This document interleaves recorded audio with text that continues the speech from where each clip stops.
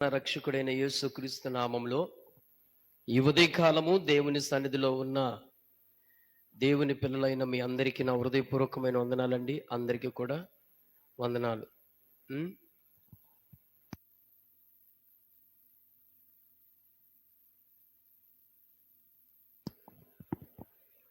అందరికీ వందనాలు. ఈ లైవ్లో వీక్షిస్తున్న బిడ్డలకు కూడా యేసుక్రీస్తు నామములో వారికి కూడా శుభాభి వందనాలు తెలియచేస్తూ ఉన్నాను. దయచేసి గమనించండి, దేవుని వాక్యమును మనము ధ్యానం చేసుకుందాము. ఈరోజు వాక్య ధ్యానం కొరకై మత్తయి సువార్తలో నుంచి కొద్ది మాటలు మనము ధ్యానం చేసుకుందాం. ప్రభు మనతో మాట్లాడునై ఉన్నారు కాబట్టి వాక్యంపై మన మనసు పెట్టి ప్రతి మాట మీరు చాలా జాగ్రత్తగా వినాలని ప్రేమతో మనం చేస్తూ ఉన్నాను. మత్తయి సువార్త 25వ అధ్యాయంలో నుంచి కొన్ని వాక్యములు చదువుకుందాం. 14 నుంచి కొన్ని వాక్య పట్టణాలు చదువుకుందాం. మత్తయి సువార్త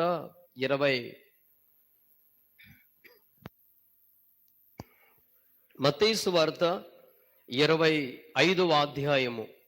మత్తయి సువార్త 25వ అధ్యాయము 14వ వచన భాగం నుంచి చదువుకుందాము. నేను చదువుతున్నాను, దయచేసి అందరూ ఆలకించండి. బైబిల్ తెరిచినట్లయితే చదవబడుతున్నప్పుడు వాక్యాన్ని మీరు గమనించండి. 14వ వచనం నుంచి చదువుతున్నాను. పరలోక రాజ్యము ఒక మనుషుడు దేశాంతరమునకు ప్రయాణమై తన దాసులను పిలిచి తన ఆస్తి వారికి అప్పగించున్నట్లుండును.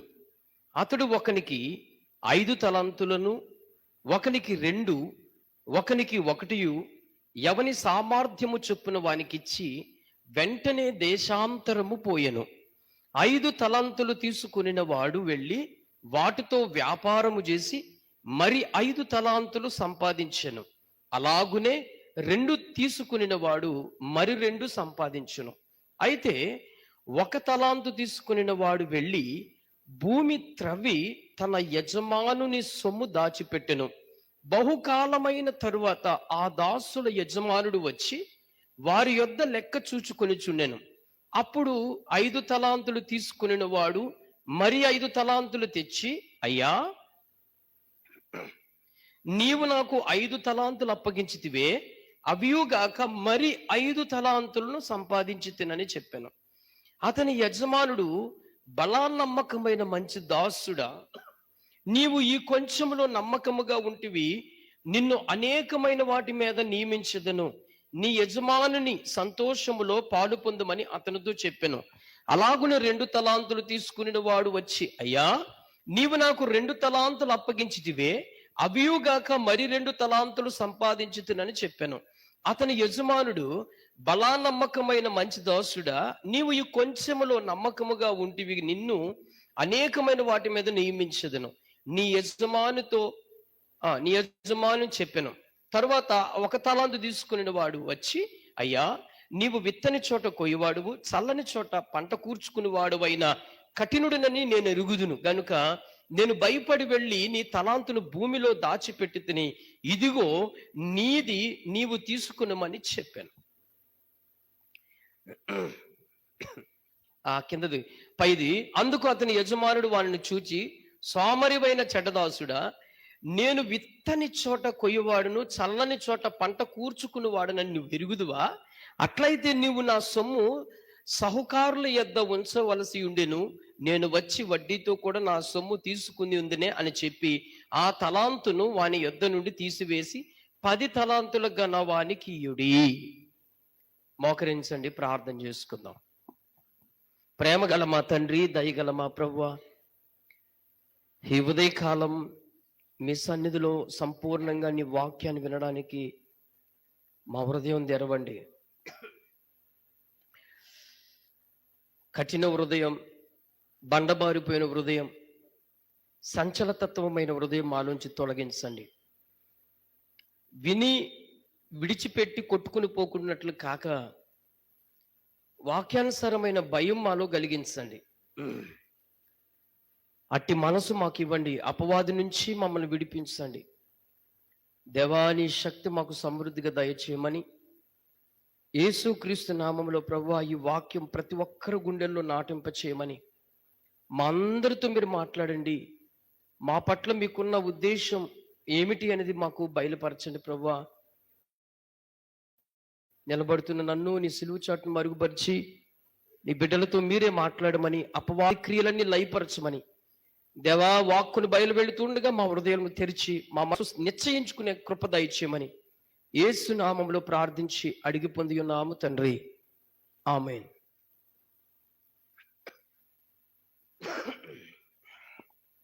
ప్రియులారా, మరొకసారి వాక్యాన్ని గుర్తు చేస్తున్నాను. మత్తయి సువార్త 25వ అధ్యాయం 14వ వచనం నుంచి మనము దాదాపు 27వ వచనం వరకు కూడా చదువుకున్నాం. ఎంతమందికి వాక్యం మీద మీకు ఆశ ఉంది? నిజంగా చెప్పండి. వాక్యం వినాలి, వాక్యం చేత నేను బలపరచబడాలి, వాక్యంలో నేను కట్టుకోవాలనే వాళ్ళు ఎంతమంది? మనస్ఫూర్తిగా చెప్పండి. మీ హృదయాలన్నీ దేవునికి తెలుసు. మనస్ఫూర్తిగా చెప్పండి, వాక్యం విని నేను సరి చేసుకోవాలి అనే మీ మనస్సాక్షి ప్రభు ఎదుట అబద్ధముగా కాకుండా. కొంతమంది ఎత్తలేదంటే మీకు లేదనా, మాకు సంబంధం లేదనా అంటే మీ ఉద్దేశం ఏంటో ఎందుకులే, మరలా మా మనస్సాక్షి ఆల్రెడీ బయట తెలిసిపోతుంది, ఎత్తితే అదొక బాధనా? సరే, దేవుడు మీ ఆశను తీర్చునుగాక. సరే, మీరు చేతులు ఎత్తారు కదా, చేతులు ఎత్తిన రీతిగా మీరు వాక్యంపై ఇటు తిన్నగా చూడాలి. ఎలా చూడాలి? తిన్నగా. వర్షం ఎంత పడుతుంది, పిడిగడిందా, లేకపోతే పక్కన ఆ ఊరోడు వచ్చాడా, ఈ ఊరోడు వచ్చాడా, ఇవన్నీ వద్దు మనకి. వాక్యం మాట్లాడుతున్నప్పుడు వాక్యంపై మన దృష్టి పెట్టుకోవాలి. అదే మనకు ఆశీర్వాదం. నేను చెప్పే మాట ఏంటంటే, మన జీవితంలో నిజమైన ఆశీర్వాదం అది మనం పొందుకోకపోవడానికి కారణం, ప్రథమమైన కారణం ఏంటంటే వాక్యము మనం శ్రద్ధగా వినకపోవటం. ఎవరైతే వాక్యాన్ని శ్రద్ధగా వింటారో వారిలో ఆ కార్యము, క్రియ జరుగుద్ది. సంతోషం? అవునా కదా సంతోష్? అవునా? వర్షం ఎన్ని చినుకులు అంటే లెక్కెడతకే చూస్తున్నావా? మరెటు చూస్తున్నావే? చెప్పే కూడా బ్రెయిన్ పని చేయట్లేదా? నానా వినండి. సో వాక్యంపై ఎవరికి ఎంత ఆశ ఉంటుందో దేవుడు అంత రీతిగా ఆశీర్వదిస్తాడు. లక్కీ? అవునా? నేనేం చెప్పాను? మీరు చూపు కరెక్ట్గా సేవకుని ముఖ దర్శనం వైపు ఉండాలి. వాక్యంపై మీ మనసు తృష్ణ ఉండాలి. అప్పుడే మీకు అది ఆశీర్వాదం. అంతేగాని కాసేపు చూపటు, కాసేపు ఇటు అని కాదు. తిన్నగా చూడాలి. అప్పుడే మీకు వాక్యం ఫలింపు అర్థమవుద్ది.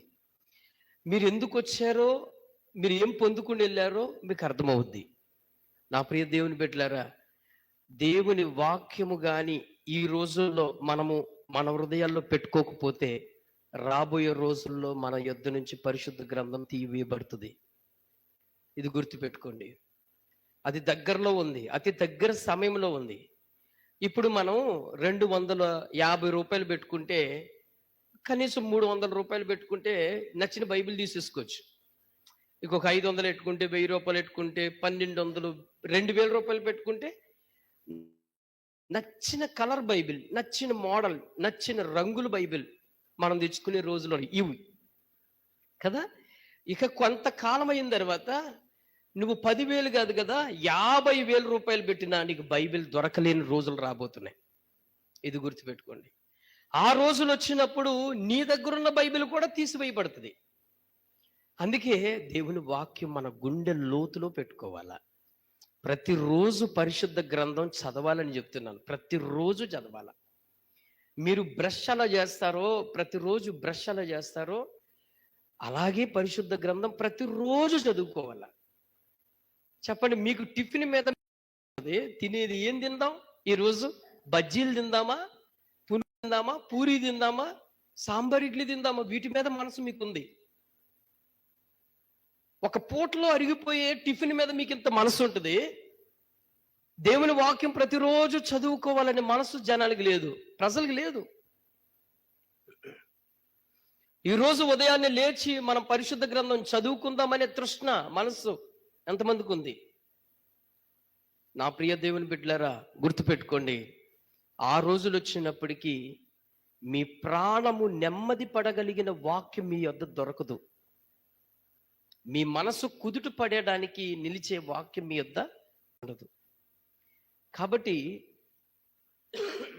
వాక్యము మన గుండెల్లో పరిపూర్ణంగా దాచుకుంటా ఉండాలి. ఓ భక్తుడు అంటాడు, ప్రతిరోజు నేను పరిశుద్ధ గ్రంథము చదవగా చదవగా చదవగా చదవగా నాకు ఇంకా కొత్తగానే అనిపిస్తుంది అంటాడు. అర్థమైంది మీకు? ఒకరోజు కాదు, అది ప్రతిరోజు చదవగా చదవగా అది ఎప్పుడూ కొత్తగానే ఉంటుంది. ఎన్ని పుస్తకాలు చూడండి, నచ్చిన స్టోరీలు చదవండి, అవి రొటీన్గా ఉంటాయి.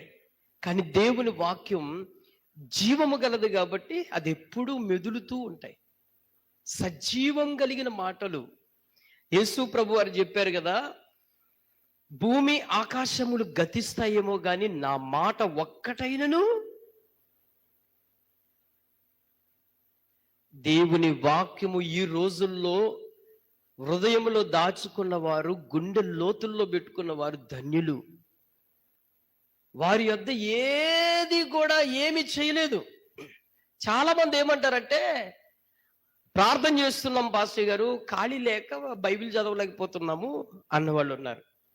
నేనేమంటానంటే, నీ జీవితంలో ప్రార్థన పరిశుద్ధ గ్రంథం చదివే అంత నీకు టైం లేకపోతే, బిజీ అయిపోతే, నీ అంత భ్రష్టుడు ఇంకొకటి భూమి మీద ఉండడు. గుర్తుపెట్టుకో, నీ అంత భ్రష్టురాలు ఇంకా భూమి మీద ఎవరు ఉండరు. పరిశుద్ధ గ్రంథము చదివే అంత టైము, ప్రార్థన చేసే అంత టైము నీకు గాని నీ జీవితంలో, నీ బ్రతుకులో లేకపోతే, నీ అంత భ్రష్టత్వమైన బ్రతుకు ఇంకెవ్వరికి ఉండదు. అది మామూలు బ్రతుకు కాదు, భ్రష్టత్వమైన బ్రతుకు. అన్నిటికీ సమయం ఇస్తావు. బ్రష్ చేసుకోవడానికి, బాత్రూమ్కి వెళ్ళడానికి. వెళ్ళరా మీరు? బాత్రూమ్కి వెళ్తారు కదా, వాష్రూమ్కి వెళ్తారా? చెప్పరండి, మాట్లాడలేదు మీరు. వాష్రూమ్కి వెళ్ళి మొబైల్ పట్టుకోండి, పావు గంట అరగంట సమయం బాత్రూంలో గడిపేసిన గొప్ప మేధావులు ఉన్నారు ఈ రోజుల్లో. అదే సమయాన్ని పరిశుద్ధ గ్రంథం గడు కూర్చుని చదివే మనసు ఉండదు.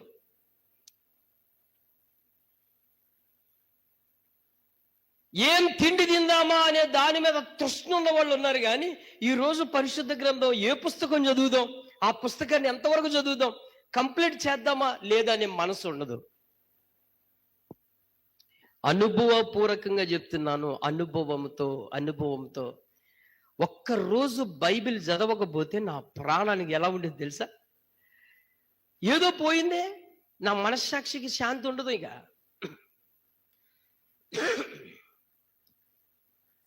నా ప్రియులరా, పరిశుద్ధ గ్రంథం చదవండి. దేవుని మాటలు నువ్వు ప్రతి ఉదయాన్నే పరిశుద్ధ గ్రంథం మాటలు వింటే నువ్వు కొత్తగా కనపడతావు. జనానికి, ప్రజలకు కొత్తగా కనబడతావు. ఈలో ప్రత్యేకత కనబడుతుంది. అది అందుకే వాక్యము ఎవరి దగ్గర ఉండదో వాడు పాపానికి లోబడిపోతాడు, అపవాదికి లోబడిపోతాడు. వాక్యము ఉన్నవాని యొద్ద ఎవరు ఏమి చేయలేరు. మీరు గమనించండి, యేసుక్రీస్తు ప్రభువారు మనకి ప్రథమమైన మాదిరి రెండు చూపించారు. మనకి ప్రథమమైన మాదిరి ఒకటి, ఆయన వేకువనే లేచి ప్రార్థనకి వెళ్ళేవాడు. వేకువనే లేచి, చెప్పండి, వేకువనే లేచి ప్రార్థనకు వెళ్ళేవాడు. రెండోది, ధర్మశాస్త్రము పరిపూర్ణంగా ఎరిగినవాడు. అందుకే సాతాను గాడు వచ్చి అడిగినప్పుడు ఏం చెప్పాడు ఆయన? మీకు విషయం చెప్పనా? సాతాను వేసే ప్రశ్నలో యేసు ప్రభు వారి యొక్క ఈగోని టచ్ చేసేలా మాట్లాడాడు వాడు. ప్రతి మాట చూడండి, నువ్వు దేవుని కుమారుడు అయితే, సవాల్, ఛాలెంజ్ అనమాట, ఈగో మీద టచ్ చేసినట్టు.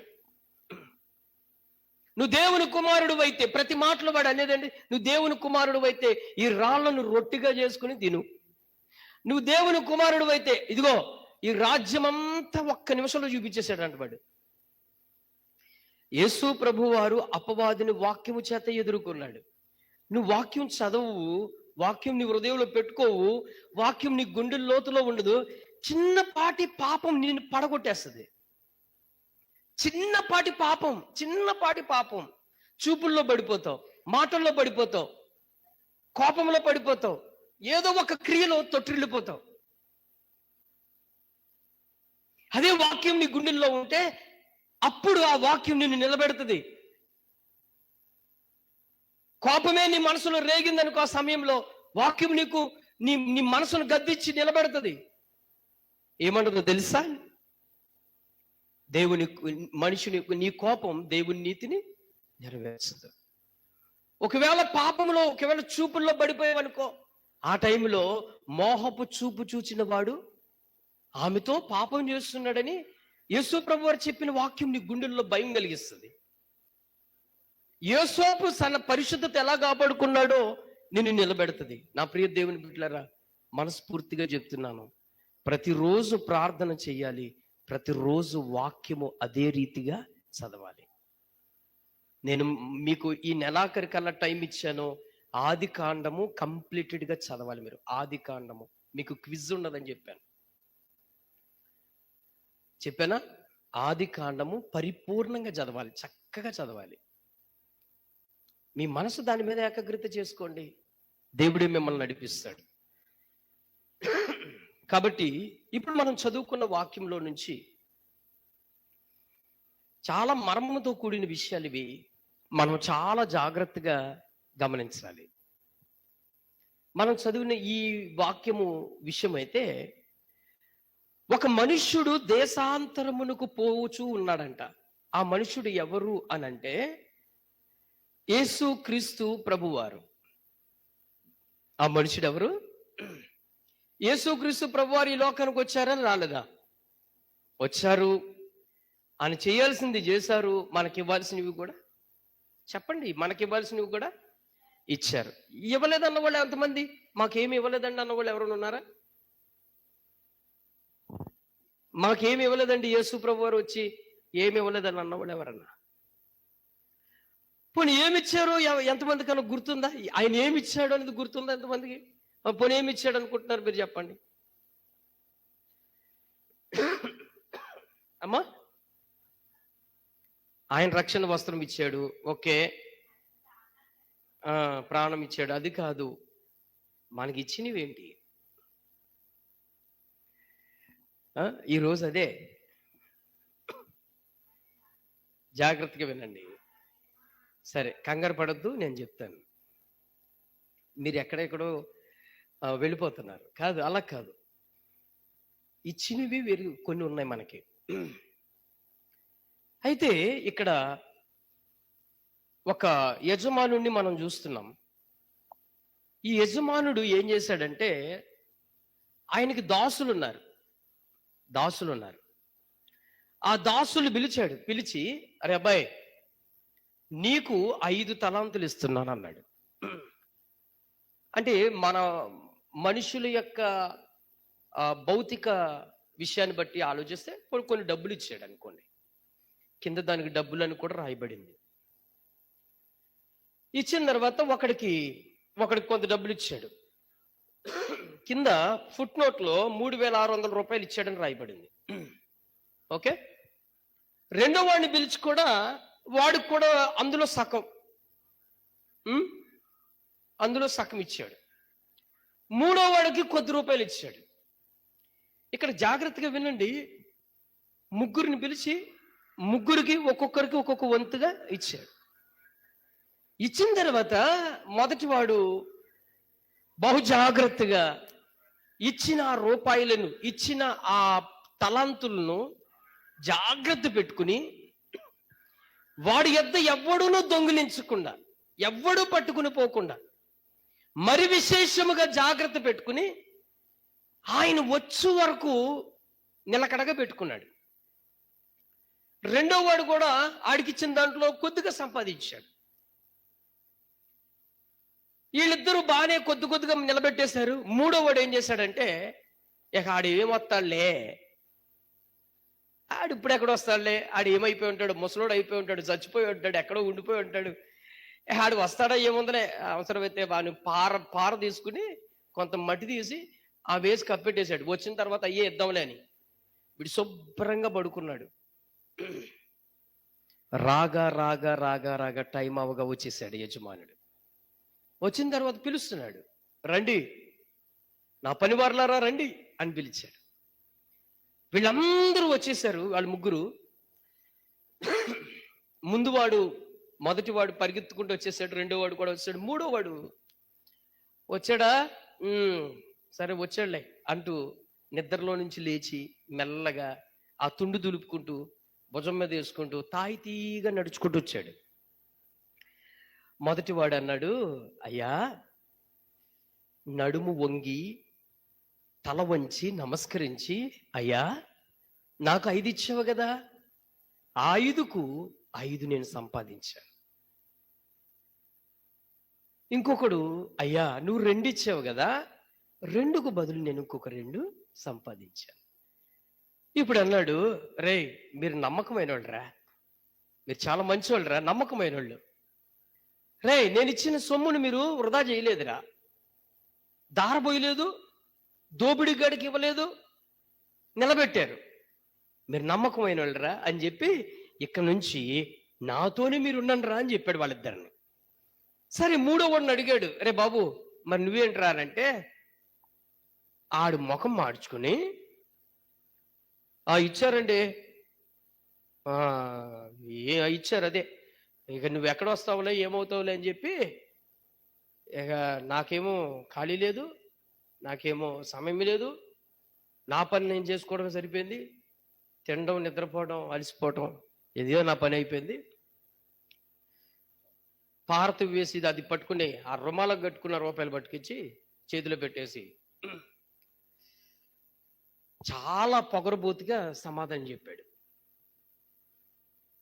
ఇప్పుడు యజమానుడికి భయంకరమైన కోపం వచ్చింది. కోపం వచ్చి అంటాడు, నేను నీకు ఇచ్చిన తలాంత్ ఇచ్చిందే కాక నువ్వు నాకు చెప్పే మాటలు ఏంటి, విత్తన చోటన కొయ్యబడినా, మూర్ఖున్నా, కటునున్నా సరే అని చెప్పి వాడిని తీసుకెళ్ళి చెరసాలలో, ఎవ్వరూ విడిపించలేని చెరసాలలో వేసి బంధించాడు. ఇప్పుడు విషయం చెప్తాను వినండి. ఈ ముగ్గురు ఎవరనంటే యేసు క్రీస్తు ప్రభువారిలో కడగబడిన వాళ్ళే. వీళ్ళెవరూ అన్యులు కాదు, హైందవ సహోదరులు కాదు, యేసు ప్రభుని ఎరగని వారు కాదు, యేసు ప్రభుని ఎరిగిన వారు, యేసు ప్రభు రక్తములో కడగబడిన వారు, యేసు ప్రభు పని చేయాలన్న వాళ్ళు. వీళ్ళు ముగ్గురు కూడా. అయితే యేసుక్రీస్తు ప్రభువారు వచ్చారు, 2000 సంవత్సరాల క్రిందట వచ్చారు. ఆయన వచ్చి మనలందరినీ రక్షించాడు. ఆయన మన కోసం ప్రాణం పెట్టాడు, ఆయన రక్తాన్ని దారబోసాడు, ఆయన శరీరాన్ని అప్పగించేసుకున్నాడు. ఆయన మనము పరలోకంలో మనల్ని చూడాలని సిలువను సహించాడు. ఆయన ఇంత భారమైన మరణాన్ని ఎదుర్కొని నిన్ను నన్ను రక్షించి, అమ్మా వినపడుతుందమ్మా, నిన్ను నన్ను రక్షించి సంఘములో మనల్ని చేర్చాడు. ఇప్పుడు ఆయన వెళ్ళిపోతూ వెళ్ళిపోతూ మనకు అప్పగించిన బాధ్యతలు కొన్ని అప్పగించి వెళ్ళిపోయాడు. ఆయన వెళ్ళిపోతూ మనకు అప్పగించిన బాధ్యతలు కొన్ని అప్పగించాడు. అందుకే ప్రతి సంఘములో ఒక్కొక్కరికి అనేకమైన తలాంతులు ఇచ్చాడు. అర్థమైందా? తలాంతులు అంటే అవి దేవుని యొక్క మార్గానికి సిద్ధపరిచేవి కొన్ని. తలాంతులు. మనిషికి ఒక తలాంతు. కొందరు ఆరాధన చేసే తలంతు, కొందరికి వాక్యము చెప్పే తలాంతు, కొందరు ప్రార్థన అనే తలాంతు, కొందరు వాక్యమును బోధించే తలంతు, కొందరు విశ్వాసం అనే తలాంతు, కొందరికి నిరీక్షణ అనే తలంతులు. ఇవన్నీ మనకి యేసు ప్రభు వారు ఇచ్చారా, ఇవ్వలేదా? చెప్పండి, మీరు చెప్పండి. ఇచ్చారా, ఇవ్వలేదా? ఎలా ఇచ్చారు, ఏ రీతిగా ఇచ్చారు అనే దాన్ని నేను మీకు వాక్యంలో చూపిస్తాను. ఆ తలాంతులు ఏంటి, 5 తలాంతులు ఏంటి, 2 తలాంతులు ఏంటి, 1 తలాంతు ఏంటి, ఈరోజు మనం ధ్యానం చేయబోతున్నాం. ఓకే, సరే. అసలు మనకు తలాంతులు ఎలా ఇచ్చాడు, ఆ తలాంతులు ఏంటనేది నేను మీకు చూపిస్తాను. ఒకసారి చూడండి, యోహాను సువార్తలో నుంచి కొద్ది వాక్యం మనం ధ్యానం చేసుకుందాం.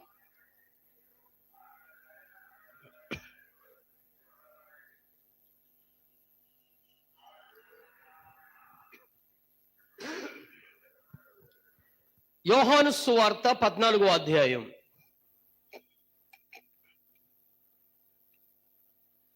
యోహాను సువార్త 14వ అధ్యాయం. త్వరగా తీయాలి బైబిల్. యోహాను సువార్త 14వ అధ్యాయం మొదటి నుంచి చదవండి అమ్మా. మీ హృదయములను కలవరపడనీయకుడి. దేవుని యందు విశ్వాసముంచుచున్నారు, నా యందును విశ్వాసముంచుడి. నా తండ్రి ఇంట అనేక నివాసములు కలవు, లేని ఎడల మీతో చెప్పుదును. మీకు స్థలము సిద్ధపరచ వెళ్ళుచున్నాను. నేను వెళ్ళి మీకు స్థలము సిద్ధపరిచిన ఎడల నేనుండు స్థలములో మీరును ఉండులాగున మరలా వచ్చి నా యొద్ద నుండుటకు మిమ్మును తీసుకొని పోవుదును. చాలనా? ఇక్కడ మనం చదువుకునే వాక్యంలో 2 తలాంతులు మనం చూడొచ్చు.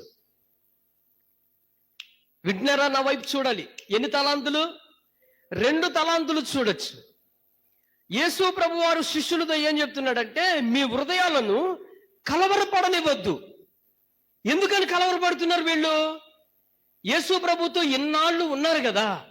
యేసు ప్రభు వారు ఒక్కసారి ఏమన్నాడంటే, నేను వెళ్ళిపోతున్నాను, నన్ను ఈ లోక అధికారులు నన్ను చంపుతారు, సిలువ వేస్తారని చెప్పాడు.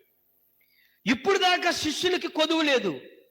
ఇప్పుడు దాకా యేసు ప్రభుతో ఉన్నంత కాలం ఆకలి లేదు. యేసు ప్రభుతో ఉన్నంత వరకు ఏ విధమైన భయము లేదు. యేసు ప్రభుతో ఉన్నంత వరకు ఎంతో ఆనందం, సంతోషంతో గడుపుతున్నారు వాళ్ళు. ఎవరు వచ్చినా యేసు ప్రభువే సమాధానం చెప్తున్నారు. ఎవరు ఆటంకపరిచిన వాళ్ళు లేరు.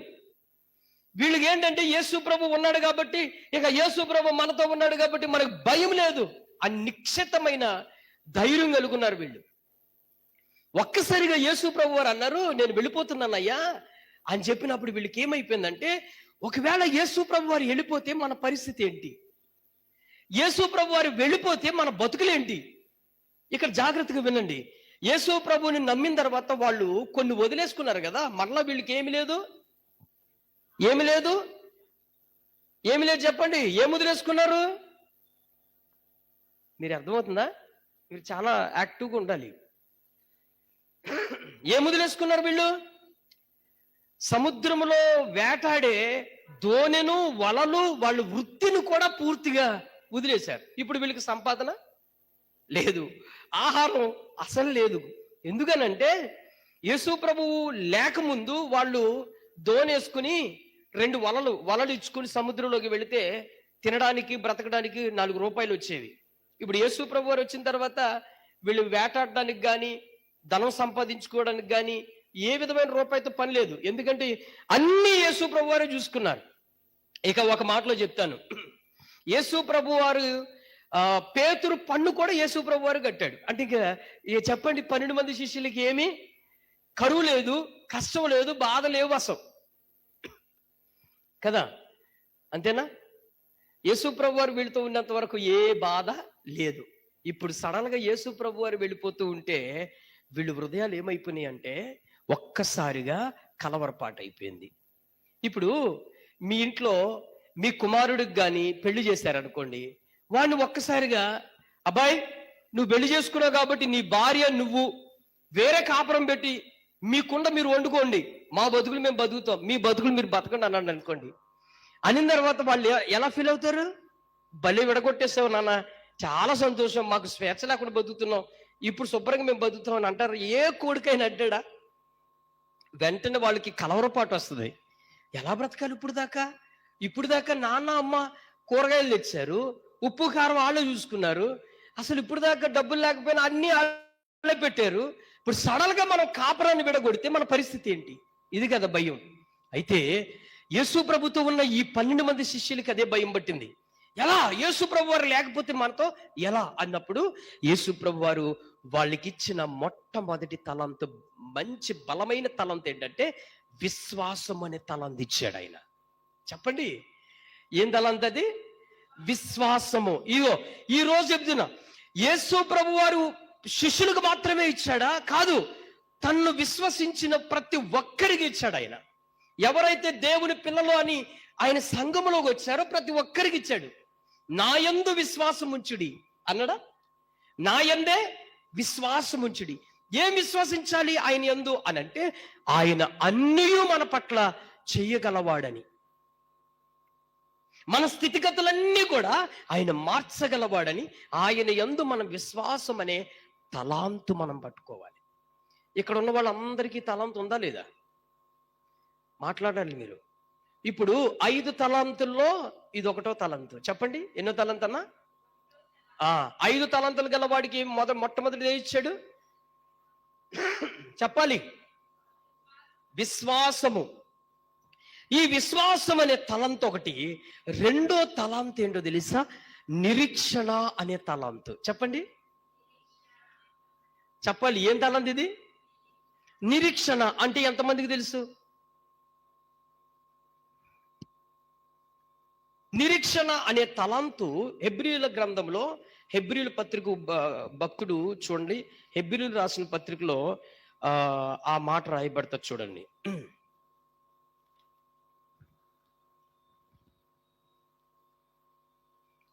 హెబ్రీయులు రాసిన పత్రిక 11వ అధ్యాయం 1వ వచనం చదవండమ్మా. విశ్వాసమనున్నది నిరీక్షింపబడి వాటి యొక్క నిజ స్వరూపమును అదృశ్యమైనవి ఉన్నట్టుగా రుజువునై ఉన్నదంట. ఇప్పుడు విశ్వాసమునకు జోడి ఏంటిదో తెలుసమ్మా? నిరీక్షణ. చెప్పండి మాట, నిరీక్షణ.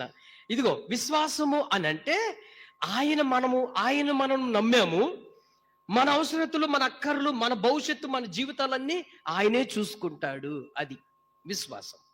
నిరీక్షణ అంటే ఏంటి? నిరీక్షణ అంటే ఏంటి? విశ్వాసము ఏదైతే ఉందో అది నెరవేర్చబడేది నిరీక్షణ. ఏది విశ్వసించాం మనం? యేసు ప్రభు వారు గొప్ప దేవుడు, ఆయనే నిజమైన దేవుడు, ఆయన తప్ప మనకెవ్వరు ఈ లోకములో లేరు. దావీదు భక్తుడు అంటాడు, నీవు నాకుండగా ఈ లోకములో ఏదియు నాకు అక్కరలేదంటాడు. అయ్యా, నీవుండగా నాకేది అక్కర్లేదయ్యా. అందుకే 2వ సమూయేలు గ్రంథంలో దావీదు జీవితంలో ఎటు పోయినా దేవుడు ఆయనకి తోడుగా ఉన్నాడంట. ఏ దేశానికి యుద్ధానికి వెళ్ళినా అక్కడ రాయబడుతుంది, యెహోవా దావీదుకు తోడై ఉన్నాడు. దేవుడు తోడై ఉన్నాడు కాబట్టి దావీదు ప్రతి దేశానికి వెళ్ళి విజయాన్ని సాధించుకొచ్చాడు. అది విశ్వాసం. దావీదు ధైర్యం ఏంటో తెలుసా? దావీదు విశ్వాసం ఏంటో తెలుసా? నేను ఏ దేశానికి యుద్ధానికి వెళ్ళినా దేవుడు ఆ యుద్ధంలో దేవుడే యుద్ధంలో నాకేమిస్తాడు? విజయాన్ని ఇస్తాడు. ఇప్పుడు మీకు ఉదాహరణ చెప్తాను. 40 రోజుల నుంచి ఫిలిస్తీయుడు ఒకడు పెద్ద పెద్ద కేకల స్వరాలతో పిలుస్తున్నాడు. ఎవరు? గొలియాతు పిలుస్తున్నాడు. ఇశ్రాయేలు ప్రజలను అంటున్నాడు, మీలో కండ బలం, బుద్ధి బలం, మీలో కత్తి సాయత కలిగిన వాడు ఎవడైనా ఉంటే నన్ను గెలవండి. అప్పుడు మేమందరం మీకు దాసులు అయిపోతాము అని అంటే, సౌలు రాజుగా ఉండి రాజు ఏం చేశాడు? ఏం చెయ్యాలో అర్థం కావట్లేదు. వాడిని చూస్తేనే భయం వేస్తుంది. ఏనన్నా, ఎవరిని చూస్తే భయం వేస్తుంది? గొలియాతుని చూస్తేనే భయం అనిపిస్తుంది. ఎందుకు భయం అనిపిస్తుంది అయ్యా? గొలియాతుని చూస్తే ఎందుకు భయం అనిపిస్తుంది? వాడు అంత ఎత్తున్నాడు, అంత లావున్నాడు. వాడు కత్తి పట్టుకోవడం కాదు, ఒక చెయ్యి వచ్చి తల పట్టుకుంటే గుడ్డుని చిదిపినట్టు చిదిపేస్తాడు మన తలకై. అంత భయంగా ఉన్నాడు. నీరసించిపోయాడు రాజు, వీడిని ఎలా గెలవాలని. చిన్న వయసులో యవనస్తుడిగా ఉన్న దావీదు విశ్వాసముతో గొల్లియాతుని తిరస్కరించాడు. యెహోవాయే యుద్ధము చేయువాడని ఆ విశ్వాసముతో వెళ్ళాడు, గొల్లియాతుని గెలుచుకుంటూ వచ్చాడు. నా ప్రియ దేవుని బిడ్డలారా, మన విశ్వాస క్రైస్తవ జీవితంలో మన క్రైస్తవ జీవితంలో విశ్వాసము బలమైన ఆయుధంగా మనకు ఉండాలి. బలమైన ఆయుధంగా ఉండాలి. నీ బంధువులు నిన్ను వదిలేస్తారు ఒకరోజు, నీ కుటుంబ వారు నిన్ను వదిలేస్తారు ఒకరోజు. నిన్ను ఇంతగా ప్రేమిస్తున్నారు చూసావా, వాళ్ళు ఒక రోజు నిన్ను వదిలేస్తారు. ఈ భూమి మీద నిన్ను కన్న తల్లిదండ్రులు నిన్ను వదిలేస్తుంది, నీ తల్లిదండ్రులు వదిలేసి చనిపోతారు, నీ భర్త ఒక రోజున వెళ్ళిపోతాడు, నీ భార్య ఒక రోజు వెళ్ళిపోతారు, నీ పిల్లలు వదిలేస్తారు. నువ్వెప్పుడు ఏకాకివే, నీ జీవితం అంతట్లో ఏకాకివే. ఒకవేళ ఉంటే ఉండొచ్చు, భర్త ఉన్నారా, ఓకే, పిల్లలు ఉన్నారా, వీళ్ళందరూ ఒక రోజు నిన్ను వదిలేస్తారు. ఎప్పటికీ వదలకుండా నీ చుట్టూ నీతో ఉన్నవాడు ఒకే ఒక్కడు, ఆయనే మనము సేవిస్తున్న నజరేయుడైన యేసుక్రీస్తు వారు. హల్లెలూయా. అందుకే మన విశ్వాసం యేసు ప్రభు వైపే ఉండాలి. మీరు నా యందు విశ్వాసం ఉంచండి అన్నాడు. ఇది మొదటి తలంతు. రెండోది నిరీక్షణ అంటే ఏంటో తెలుసా? మనకి ఈ భూమి మీద చనిపోయిన తర్వాత మనకి పరలోకం అనేది ఒకటి ఉంది. నాన్న వింటున్నారా? పరలోకం ఒకటి ఉంది. మనము గూడు లేని వాళ్ళం కాదు. చెప్పండి ఈ మాట అయ్యా, చెప్పాలి. మనము గూడు లేని వాళ్ళం కాదు, మార్గము లేని వాళ్ళం కాదు, త్రోవ లేని వాళ్ళం కాదు, మనకంటూ ఒక రాజ్యము లేని వారం కాదు. మనకన్నీ ఉన్నాయి. జీవరాశుల వలె కాదు, మనం జీవరాశుల వలె కాదు.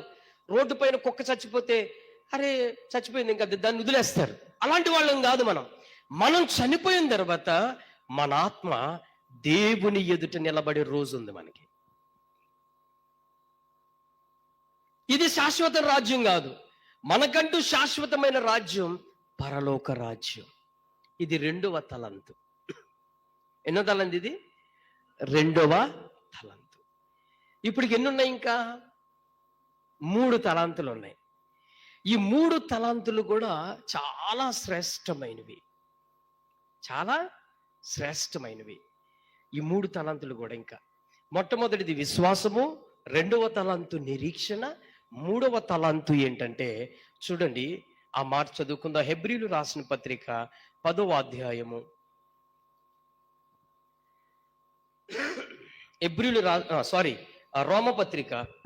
రోమిలకు రాసిన పత్రిక 10వ అధ్యాయము. రోమిలకు రాసిన పత్రిక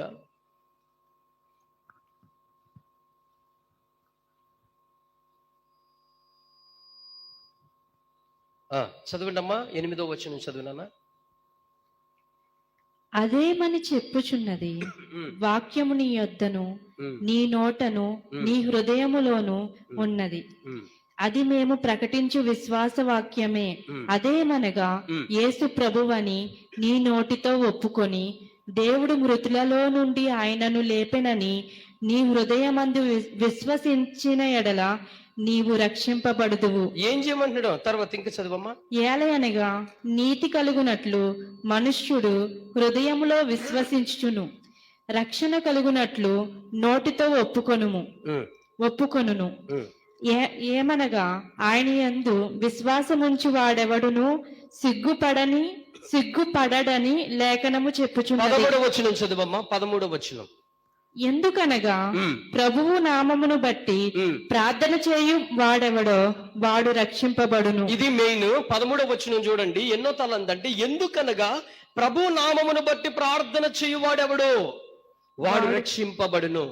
మనకి 3వ తలంతి ఏంటంటే మన జీవితంలో ప్రభు ఏమి ఇచ్చాడంటే 3వ తలంతి ఏంటో తెలుసా? ప్రార్థన అనే తలంతు మనకి ఇచ్చాడు.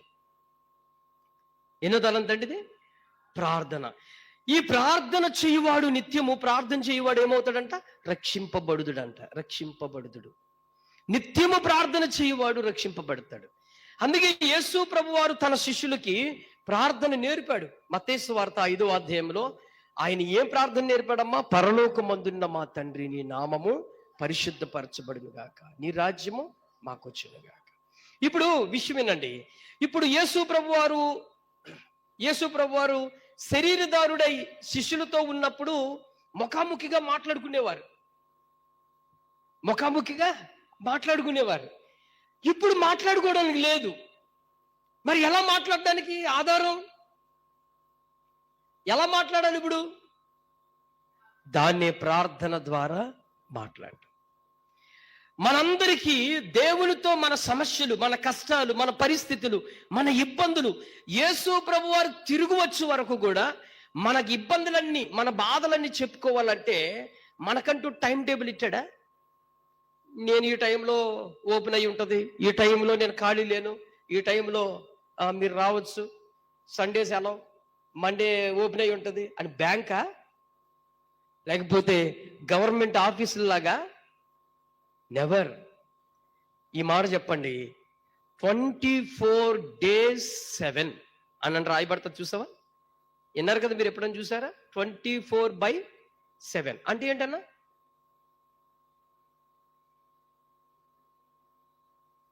ఇంతవరకు మీకు అర్థం కాలేదు. 24/7 అని మెడికల్ షాపులకు దగ్గర, హాస్పిటల్ దగ్గర కొన్ని రాయబడతాయి.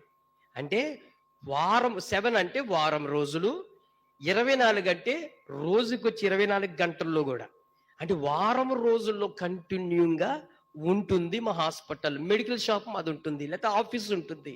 అది 24/7. కానీ దేవునితో మాట్లాడడం ఎలాగో చెప్పను నేను. అది 24/365 days. చెప్పండి ఎంతది? 24/365 days అండ్ ఫర్ ఎవర్ అంటే ఇక రోజులతో పని లేదు. ఆయన నిత్యము ఏ సమయమైనా సరే, రాత్రి ఏ సమయమైనా దేవుని సన్నిధిలోకి వెళ్ళి ప్రార్థన చేయి, మోకరించు, ఆయన సమీపంగా ఉన్నాడు. నీ సమస్య చెప్పుకో, నీ బాధ చెప్పుకో, నీ కష్టం చెప్పుకో, నీ ఇబ్బందులు చెప్పుకో, నువ్వేదైనా చెప్పుకో, ఆయన వినడానికి సిద్ధంగా ఉన్నాడు. నాకు దావీదు చేసిన ప్రార్థనలో ఒక ప్రార్థన చాలా ఇష్టంగా నచ్చిందమ్మా. ఆ ప్రార్థన తెలుసా? నేను వినిపిస్తాను, చూడండి, చూపిస్తాను. ఆ ప్రార్థన చాలా, ఇంత చిన్న ప్రార్థన కూడా ఆయన ఎలా చేసుకున్నాడో చూడండి. ఒకసారి 2వ సమూయేలు గ్రంథంలో ఆ మాట చూపిస్తాను చూడండి. 2వ సమూయేలు గ్రంథంలో ఆ మాట చూపిస్తాను. పరిశుద్ధ గ్రంథంలో 2వ సమూయేలు గ్రంథము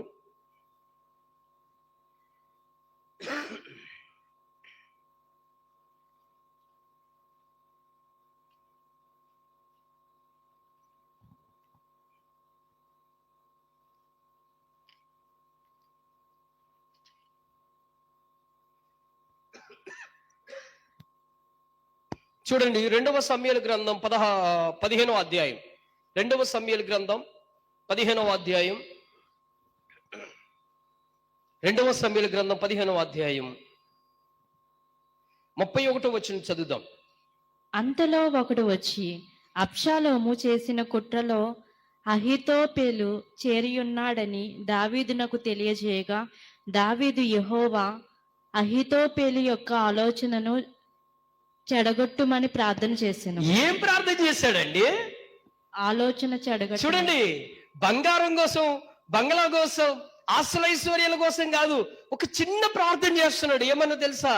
అయ్యా, అబ్షలోము నా కుమారుడికి అహీతోపెలు అనే ఒకడు, వాడు చాలా నీచుడు. నాన్న వినండి, ఎటువంటి ఆలోచన ఇస్తున్నాడంట అబ్షలోముకి?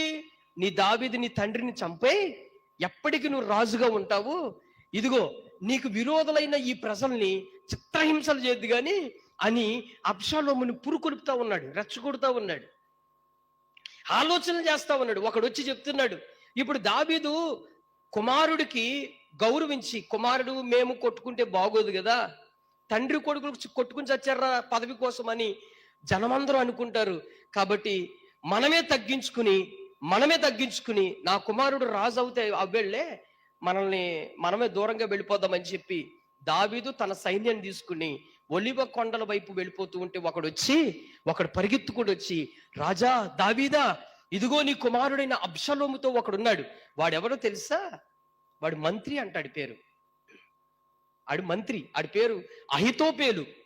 వీడేమని ఆలోచన చేస్తున్నాడంటే, నీ తండ్రి అయిన దావీదుని ఎలా చంపాలో, అది ఏరిక చెప్పాలో, ఏం చెయ్యాలో దానికి నేను సజెషన్లు ఇస్తానని చెప్పి వాడి పక్షం చేరాడు. ఇప్పుడు అబ్షలోముకి అనేకమైన రకరకాల ఆలోచనలు ఇస్తున్నాడు. దావీదు భార్యలను కూడా ఎలా చెరుపు వేయాలో కూడా ఆలోచనలు ఇచ్చేది ఈడే, అహీతోపెలు. ఈ చిన్న విషయాన్ని అనుకుంటున్నాం, ఇది ఏమని ప్రార్థన చేశాడు. అసలు మనమైతే దీన్ని ఏం చేస్తామంటే లైట్ తీసుకుని సరేలే ఏం జరుగుతుంది జరగని చూసుకుందాంలే అనుకుంటాం. కానీ దావీదు అలా కాదు. దేవుడి దగ్గరికి వెళ్ళి, అయ్యా నా కుమారుడైన అబ్షలోముకి ఆలోచనలు ఇస్తున్న అహీతోపెలు అనే వాడి యొక్క ఆలోచనలు చెడగొట్టయ్యా, ఆడి ఆలోచనలు చేయకుండా తీసేనైనా అని ప్రార్థన చేస్తున్నాడు. నా ప్రియులరా, మన దేవునికి ప్రతి విషయం చెప్పుకోవచ్చు అనమాట. ఈ మాట బట్టి నాకు అర్థమైన విషయం ఏంటంటే, ప్రతి విషయము మనం చెప్పుకోవచ్చు మన దేవుడికి. రే నాన్న, మీరు చిన్నపిల్లలు వినండి, మీ స్కూల్ ప్రాబ్లమ్స్ కూడా దేవుడికి చెప్పుకోవచ్చు. మీ చిన్నపిల్లల బట్టి, అయ్యా మరి నేను ఈ ఈ లెసన్ నాకు అర్థం కావట్లేదు ప్రభువా, నాకు జ్ఞానం దయచేయవా. యాకోబు పత్రిక 1:5 నాన్న తీయొద్దు, జ్ఞానము మీలో కొదువై ఉన్న నన్ను అడుగుడి అన్నాడు కదా. కాబట్టి ప్రభువా ఇదిగో నాకు ఈ లెసన్ అర్థం కావట్లేదు, నాకు కృప చూపి నాకు జ్ఞానం దయచేయి. లేకపోతే ప్రభువా ఇదిగో నాకు ఆకలి అవుతుంది కానీ తినలేకపోతున్నాను. ఏదైనా సరే నీ దేవుడి దగ్గరికి వెళ్ళి మొహమాటము లేని వారంగా మన ప్రభుత్వం మొత్తం చెప్పుకోవచ్చు, అన్ని చెప్పుకోవచ్చు, ఎవ్రీథింగ్ అన్ని చెప్పుకోవచ్చు. కాబట్టి నా ప్రియ దేవుని బిడ్డలారా, దేవుడు మనకిచ్చిన అద్భుతమైన మంచి తలాంతు ఏంటో తెలుసా? ప్రార్థన అనే తలాంతు మనకిచ్చాడు. హల్లెలూయా చెప్పండి. ఎన్నో తలంతు ఇది? ప్రార్థన అనే తలంతు మనకి ఇచ్చాడు. మొట్టమొదటి తలంతు ఏంటమ్మా? విశ్వాసము. రెండో తలంతు, మూడో తలంతు, ఇప్పుడు నాలుగవ తలంతు ఏంటంటే ఆయన వాక్యము. ఎన్నో తలంతు ఇది? ఎన్నో తలంతు? వాక్యము అనే తలంతు మనకిచ్చాడు. వాక్యమే మనల్ని ఏం చేస్తుంది? ఆదరిస్తుంది. చూడండి 119వ కీర్తనలో మనం చదువుకున్నాం కదా, ఎన్నిసార్లు చదువుకున్నా ఆ వాక్యం మనకి కొత్తగానే అనిపిస్తూ ఉంటుంది. చూడండి 119వ కీర్తనలో 105వ వర్సెస్ చదవండి అమ్మా. 105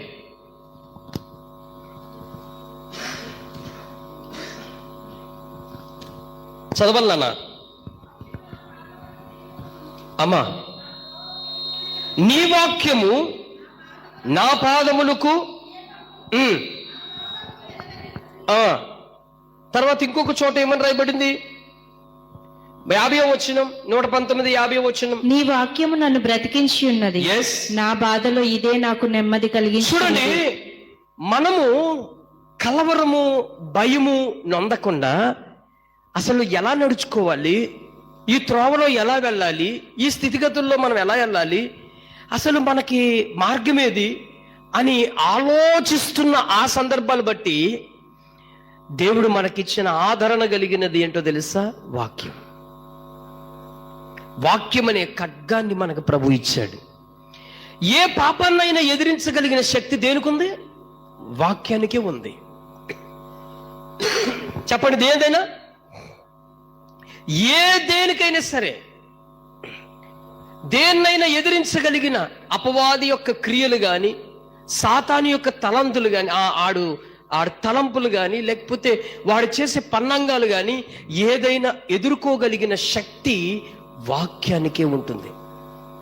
కాబట్టి ప్రియులారా, మన జీవితంలో వాక్యము ఒక ఖడ్గం కలిగి ఉన్నట్టు ఉండాలి మనం కదా. ఏ స్థితిలో అయినా సరే మనం నిలబట్టి నడిపించేది ఏంటిది? వాక్యమే నడిపిస్తుంది. ఏ పరిస్థితుల్లో అయినా సరే నీ కుటుంబంలో కానీ, ఇరుగు పొరుగు వారి మధ్య కానీ, లేకపోతే ఎలాంటి స్థితిగతులు, ఎలాంటి ఉడుదుడుకులు వచ్చినా, ఎలాంటి ఇబ్బందులు, ఎలాంటి శ్రమలు వచ్చినా, ఎలాంటి కష్టాలు వచ్చినా, ఆ పరిస్థితుల్లో నుంచి మనల్ని నిలబెట్టి నడిపించేది ఏదైనా ఉందంటే అదేంటో తెలుసా? వాక్యం. నా ప్రియులరా, మొట్టమొదటిది ప్రభు మనకిచ్చిన తలం ఏంటి? విశ్వాసము. రెండోది నిరీక్షణ. మూడోది ప్రార్థన. నాలుగోది వాక్యము. ఐదోది ఏంటో తెలుసా? నన్ను అక్కడ ఇచ్చేయమ్మా. ఐదోది ఏంటో చూద్దాము ఒకసారి, మనం అందరం కూడా ఐదోది చూద్దాము. లూకా సువార్తలోకి వెళదాము. 5వ తలంతు మనకి ప్రభు మనకిచ్చిన తలంతు. లూకా సువార్త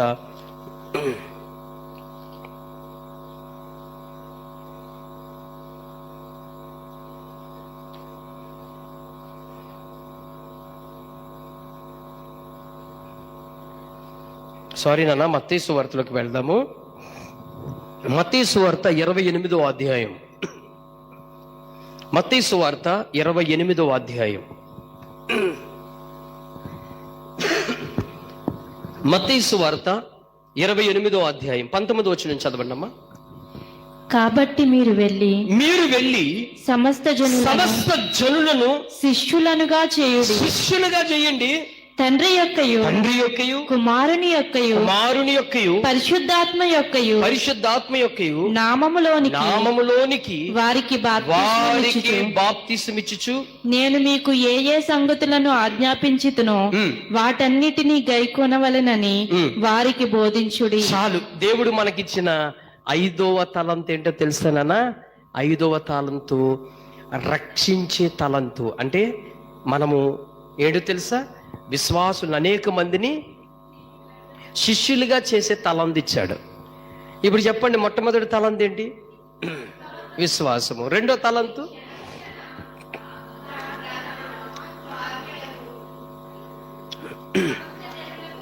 శిష్యులుగా శిష్యత్వం ఇచ్చాడు మనకి. చెప్పండి ఆ మాట ఏంటిది? అది శిష్యత్వం. నానా మిమ్మల్ని అడుగుతాను మరలా, మొదటి తలంతు ఏంటమ్మా చెప్పండి. మీరు ఎవరు చెప్పొద్దు, వీళ్ళు చెప్తారు. మొదటి తలంతు ఏంటమ్మా? రెండోది, మూడోది, 4, 5 శిష్యత్వం. ఎన్నదండి? ఇప్పుడు ఈ 5 తలంతులు ఎవరికో నాలంటుడికి ఇచ్చాడా? అందరికి ఇచ్చాడు. ఇక్కడ చెప్పాలి, మీరు అందరూ చెప్పాలి. మీరు అందరూ చెప్పండి అన్న ఇది ఎవరికి ఇచ్చాడు? అందరికి ఇచ్చాడు. కానీ అక్కడ ఒక ముగ్గురిని ఉదాహరణ తీశాడు. ఆ ముగ్గురులో ఒకడు 5 తలాంతులు గలవాడు అన్నాడు కదా. ఈ 5 తలాంతులు గలవాడిలో 5 కంప్లీట్ గా ఇచ్చాడు. 5 ఏంటంటే విశ్వాసము, 2 నిరీక్షణ, 3 ప్రార్థన, వాక్యము, శిష్యత్వం. ఈ 5 తలాంతులు ఇచ్చేవాడు ఏం చేశాడో చెప్తాను వినండి. ఈ 5 తలాంతులు గలవాడు మొట్టమొదటోడు కోసం చెప్తాను. వీడు ఏం చేశాడంటే అమ్మలకి ఏం చేశాడమ్మా? మొట్టమొదటి తలాంతుడు 5 ఇచ్చాడు కదా. 5 ఎలాగలా చేశాడు చెప్పు.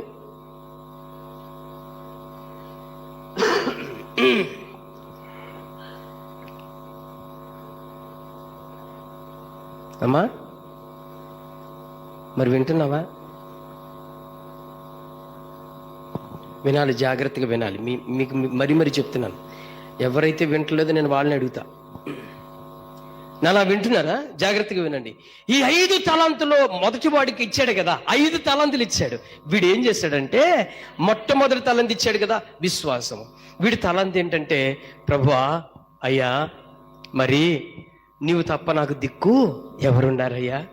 అన్ని విషయాల్లో, శ్రమల్లో, కష్టాల్లో, బాధల్లో, కరువుల్లో, ఇబ్బందుల్లో, అన్నిట్లో యేసు ప్రభువుని నమ్ముకున్న తర్వాత, వాడు బాప్తిసం తీసుకున్న తర్వాత, విశ్వాసిగా నడుస్తున్న ఈ జీవితంలో వాడికి ఏమి ఇచ్చాడంటే విశ్వాసము. ఆ విశ్వాసంలో వీడు అనుకుంటా ఉన్నాడు, అయ్యా నువ్వు గొప్ప దేవుడు అయ్యా. ఏ శ్రమలు వచ్చినా, ఏ కష్టాలు వచ్చినా, ఏ కరువు వచ్చినా, ఏ బాధ వచ్చినా, ఏ ఇబ్బంది వచ్చినా నీవు నాకున్నావు నాయనా, నేను భయపడినయ్యా. ఇది మొట్టమొదటి ఈ యొక్క విశ్వాసం అనే దాన్ని వాడు కొనసాగించాడు కదా. రెండోది ఏంటంటే, అయ్యే నేను చనిపోయిన తర్వాత నాకేముంది? శుభప్రదమైన నిరీక్షణ నాకు ఇచ్చాడు. అంటే ఈ దేహము ఒక రోజు నేను వదిలేస్తాను, ఈ దేహంతో నేను చేసినవన్నీ పరలోకానికి నా క్రియలు వస్తాయి. నేను ఎలా ఉండాలంటే పరిశుద్ధంగా బ్రతుకుతూ నేను ప్రభు కొరకు జీవించాలి. ఎక్కడికి వెళ్ళడానికి? పరలోకానికి వెళ్ళడానికి ఎలా ఉండాలంట? పరిశుద్ధంగా జీవించాలి. పరిశుద్ధంగా, పాపము లేనివాడుగా, శాపము లేనివాడుగా పరిశుద్ధంగా జీవించాలని తీర్మానం చేసుకున్నాడు. ఎలాంటి తీర్మానం అని అంటే ఆ తీర్మానం ఎంత గొప్పది అని అంటే ఎంతో తీర్మానం చేసుకున్నాడు. అందుకే తెస్సలోనికీయులకు రాసిన పత్రిక 4వ అధ్యాయంలో అపోస్తలుడైన పౌలు చూడండి, నేడు చనిపోయిన వాళ్ళ కోసం ఎంత చక్కటి మాటలు వివరిస్తూ ఉన్నాడు. తెస్సలోనికీయులకు రాసిన పత్రిక తెరవాలనా? బైబిల్ అందరూ తెరవండి. తెస్సలోనికీయులకు రాసిన పత్రిక మొదటి తెస్సలోనికీయులకు రాసిన పత్రిక 4వ అధ్యాయం 13వ వచనం చదివినానా? సహోదరులారా, నిరీక్షణ లేని ఇతరుల వలె మీరు దుఃఖపడుకుండు నిమిత్తము నిద్రించున్న వారిని గూర్చి మీకు తెలియకుండుట మాకిష్టము లేదు. నిరీక్షణ లేని ఇతరుల వలె మీరు. నిరీక్షణ లేదంట. ఎవరికి నిరీక్షణ లేదు? ఎవరికి నిరీక్షణ లేదు? యేసు ప్రభుని ఎవరైతే నమ్మరో, దేవుడంటే తెలియదో, లేకపోతే గుడ్డితనంతో బ్రతుకుతున్న వాళ్ళు కొంతమంది ఉన్నారు. అందులో వాళ్ళకి ఏంటంట? నిరీక్షణతో తెలియదు. నిరీక్షణ అంటే ఏంటి? పరలోకం ఉన్నదనే విషయాన్ని నమ్మరు. కొంతమంది ఈ కొంచెం వల్గర్గా మాట్లాడుతూ ఉంటారు కొందరు. ఏమని నేను తెలుసా? పరలోకం ఉందని నువ్వు చూసావా? నువ్వు వెళ్ళావా? పరలోకం ఉందని నువ్వు చూసావా లేకపోతే నువ్వు వెళ్ళావా? అరే పిచ్చోడా, పరలోకం ఉంది కాబట్టే నువ్వు ఉన్నావు. అసలు నువ్వెక్కడి నుంచి వచ్చావు? నువ్వు ఉన్నావు అంటే, నువ్వు గాలి పీలుస్తున్నావు అంటే, నీ ఒంట్లో నిజంగా రక్తమే ఉందంటే, కుక్కకి నక్కకి పందికి ఉన్న తేడా నువ్వు ఉన్నావు కదా. నువ్వు ఉన్నావు అంటే పరలోకం ఉందని కూడా నమ్మాలంతే. మీకు అర్థమైందా? కుక్కలో జంతువులు ఒకటైతే మనిషి ఒకటవుతాడా? కాదు కదా. అవి వేరు, నువ్వు వేరు. నీ ఒంట్లో ఆక్సిజన్ పీల్చుకుంటూ చక్కగా కంటికి కనబడలేని గాలి పీలుస్తూ బ్రతుకుతున్నావు. అసలు నువ్వు ఎలాగొచ్చావని ఆలోచన నీకు ఒక దృష్టి ఉండాలి. ఇవైతే ఎలాగైతే నిజమై నమ్ముతున్నామో అలాగే పరలోక రాజ్యము కూడా ఉందని నమ్మాలి. అంతే. స్థిరమైన రాజ్యం, ఆ రాజ్యం ఉంది. అందుకే పౌలు అంటున్నాడు, సంఘములో ఉన్న వారికి ఏం చెప్తున్నాడు తెలుసా? అన్యుల వల్లే, దేవుని ఎరగని వల్లే ఏడవకండ్రా. ఒకడు చనిపోతే గొల్లోమల్లో నేడుస్తాడు. ఎప్పుడు ఏడవాలి?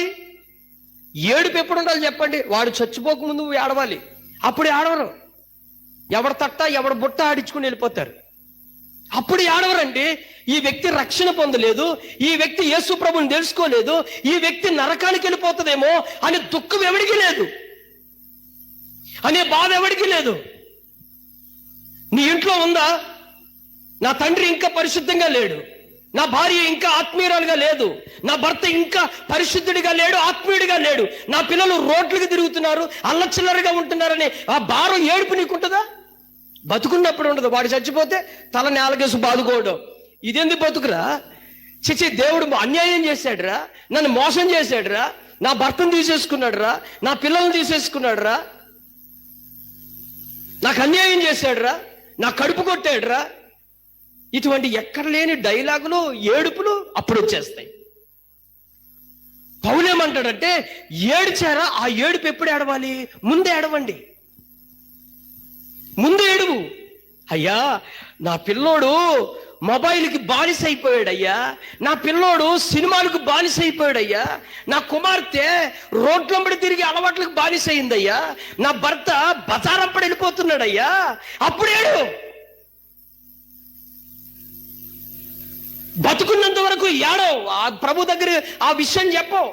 ఆడు చచ్చాడా, నువ్వు ముసుగేసుకుని తన్నుకుని చచ్చిపోతావు ఏడుచుకుంటా. ఎందుకు ఈ విషయం చెప్తున్నాను తెలుసా?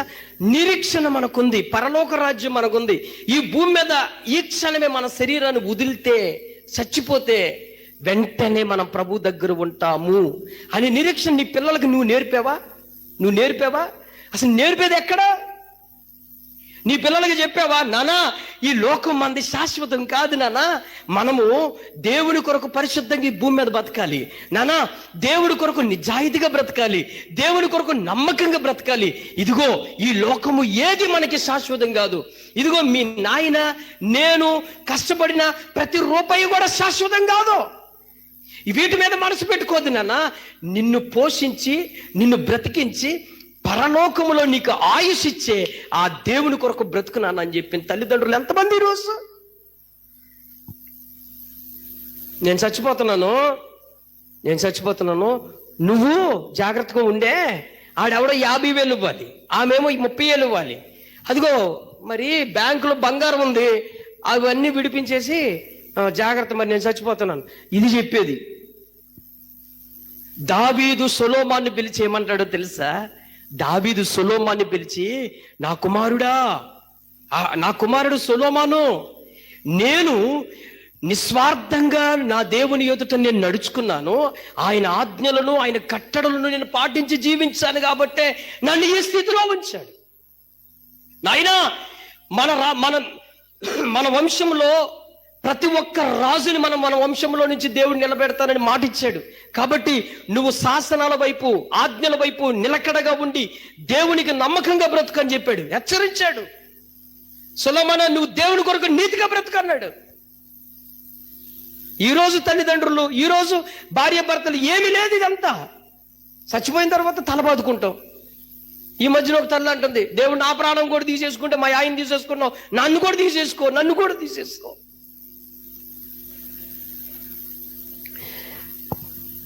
వాక్యం తెలియని వాళ్ళు, యేసు ప్రభు వారి యొక్క ఆ నడక తెలియని వాళ్ళు, తెలియదండి వాళ్ళు ఏడ్చారంటే ఒక అర్థం ఉంటుంది. వాళ్ళకి తెలియదండి, అన్య జనులకు తెలియదు, హైందవ సహోదరులకు తెలియదు, ఆ కుటుంబాలకు తెలియదు వాళ్ళకి. ఎందుకంటే ఆ లోతైన విశ్వాసం, ఆ నిరీక్షణ తెలియదు. కానీ మనకు తెలుస్తుందిగా. యేసయ్య ఏమంటున్నాడు? ఇదిగో మీరు భయపడొద్దు, నేను మరలా మీకోసం నేను తిరిగి వస్తాను, నేను మిమ్మల్ని తీసుకుపోతా అన్నాడు. మనకి నిరీక్షణ ఉందండి. ఈ నిరీక్షణతో మనం నిస్వార్థంగా బ్రతకాలి ఈ భూమి మీద. ఏది నీదండి? ఏది నీది? నువ్వు ఉన్న భూమి నీదా? నువ్వు కట్టుకున్న నీ కొంప నీదా? ఇవన్నీ నీయా? నీ సొంత అనుకుంటున్నావా? జస్ట్ నువ్వు టెంపరీ రెంట్కుంటున్నావు అంతే. ఉన్న బాలంగా నువ్వు ఎంత అందమైన బిల్డింగ్ కట్టు, ఒకరోజు నేను బయట పెట్టేస్తారు ఆ ఇంట్లో నుంచి. చచ్చావా? చచ్చిన వెంటనే, అరే ఇన్ని లక్షల రూపాయలు, ఇన్ని కోట్ల రూపాయలు ఎటు కట్టుకున్నాడు ఈ బంగ్లాని, అరే ఇలాంటి వాడిని బయట పెట్టడం ఏంటని ఇంట్లో పెడతారా? చచ్చిన మరుక్షణం వాడిని తీసుకొచ్చి మంచం వేసి బయట పడేస్తారండి. నువ్వు కట్టుకున్న ఇల్లే నిన్ను బయటకు పోరా అంటుంది.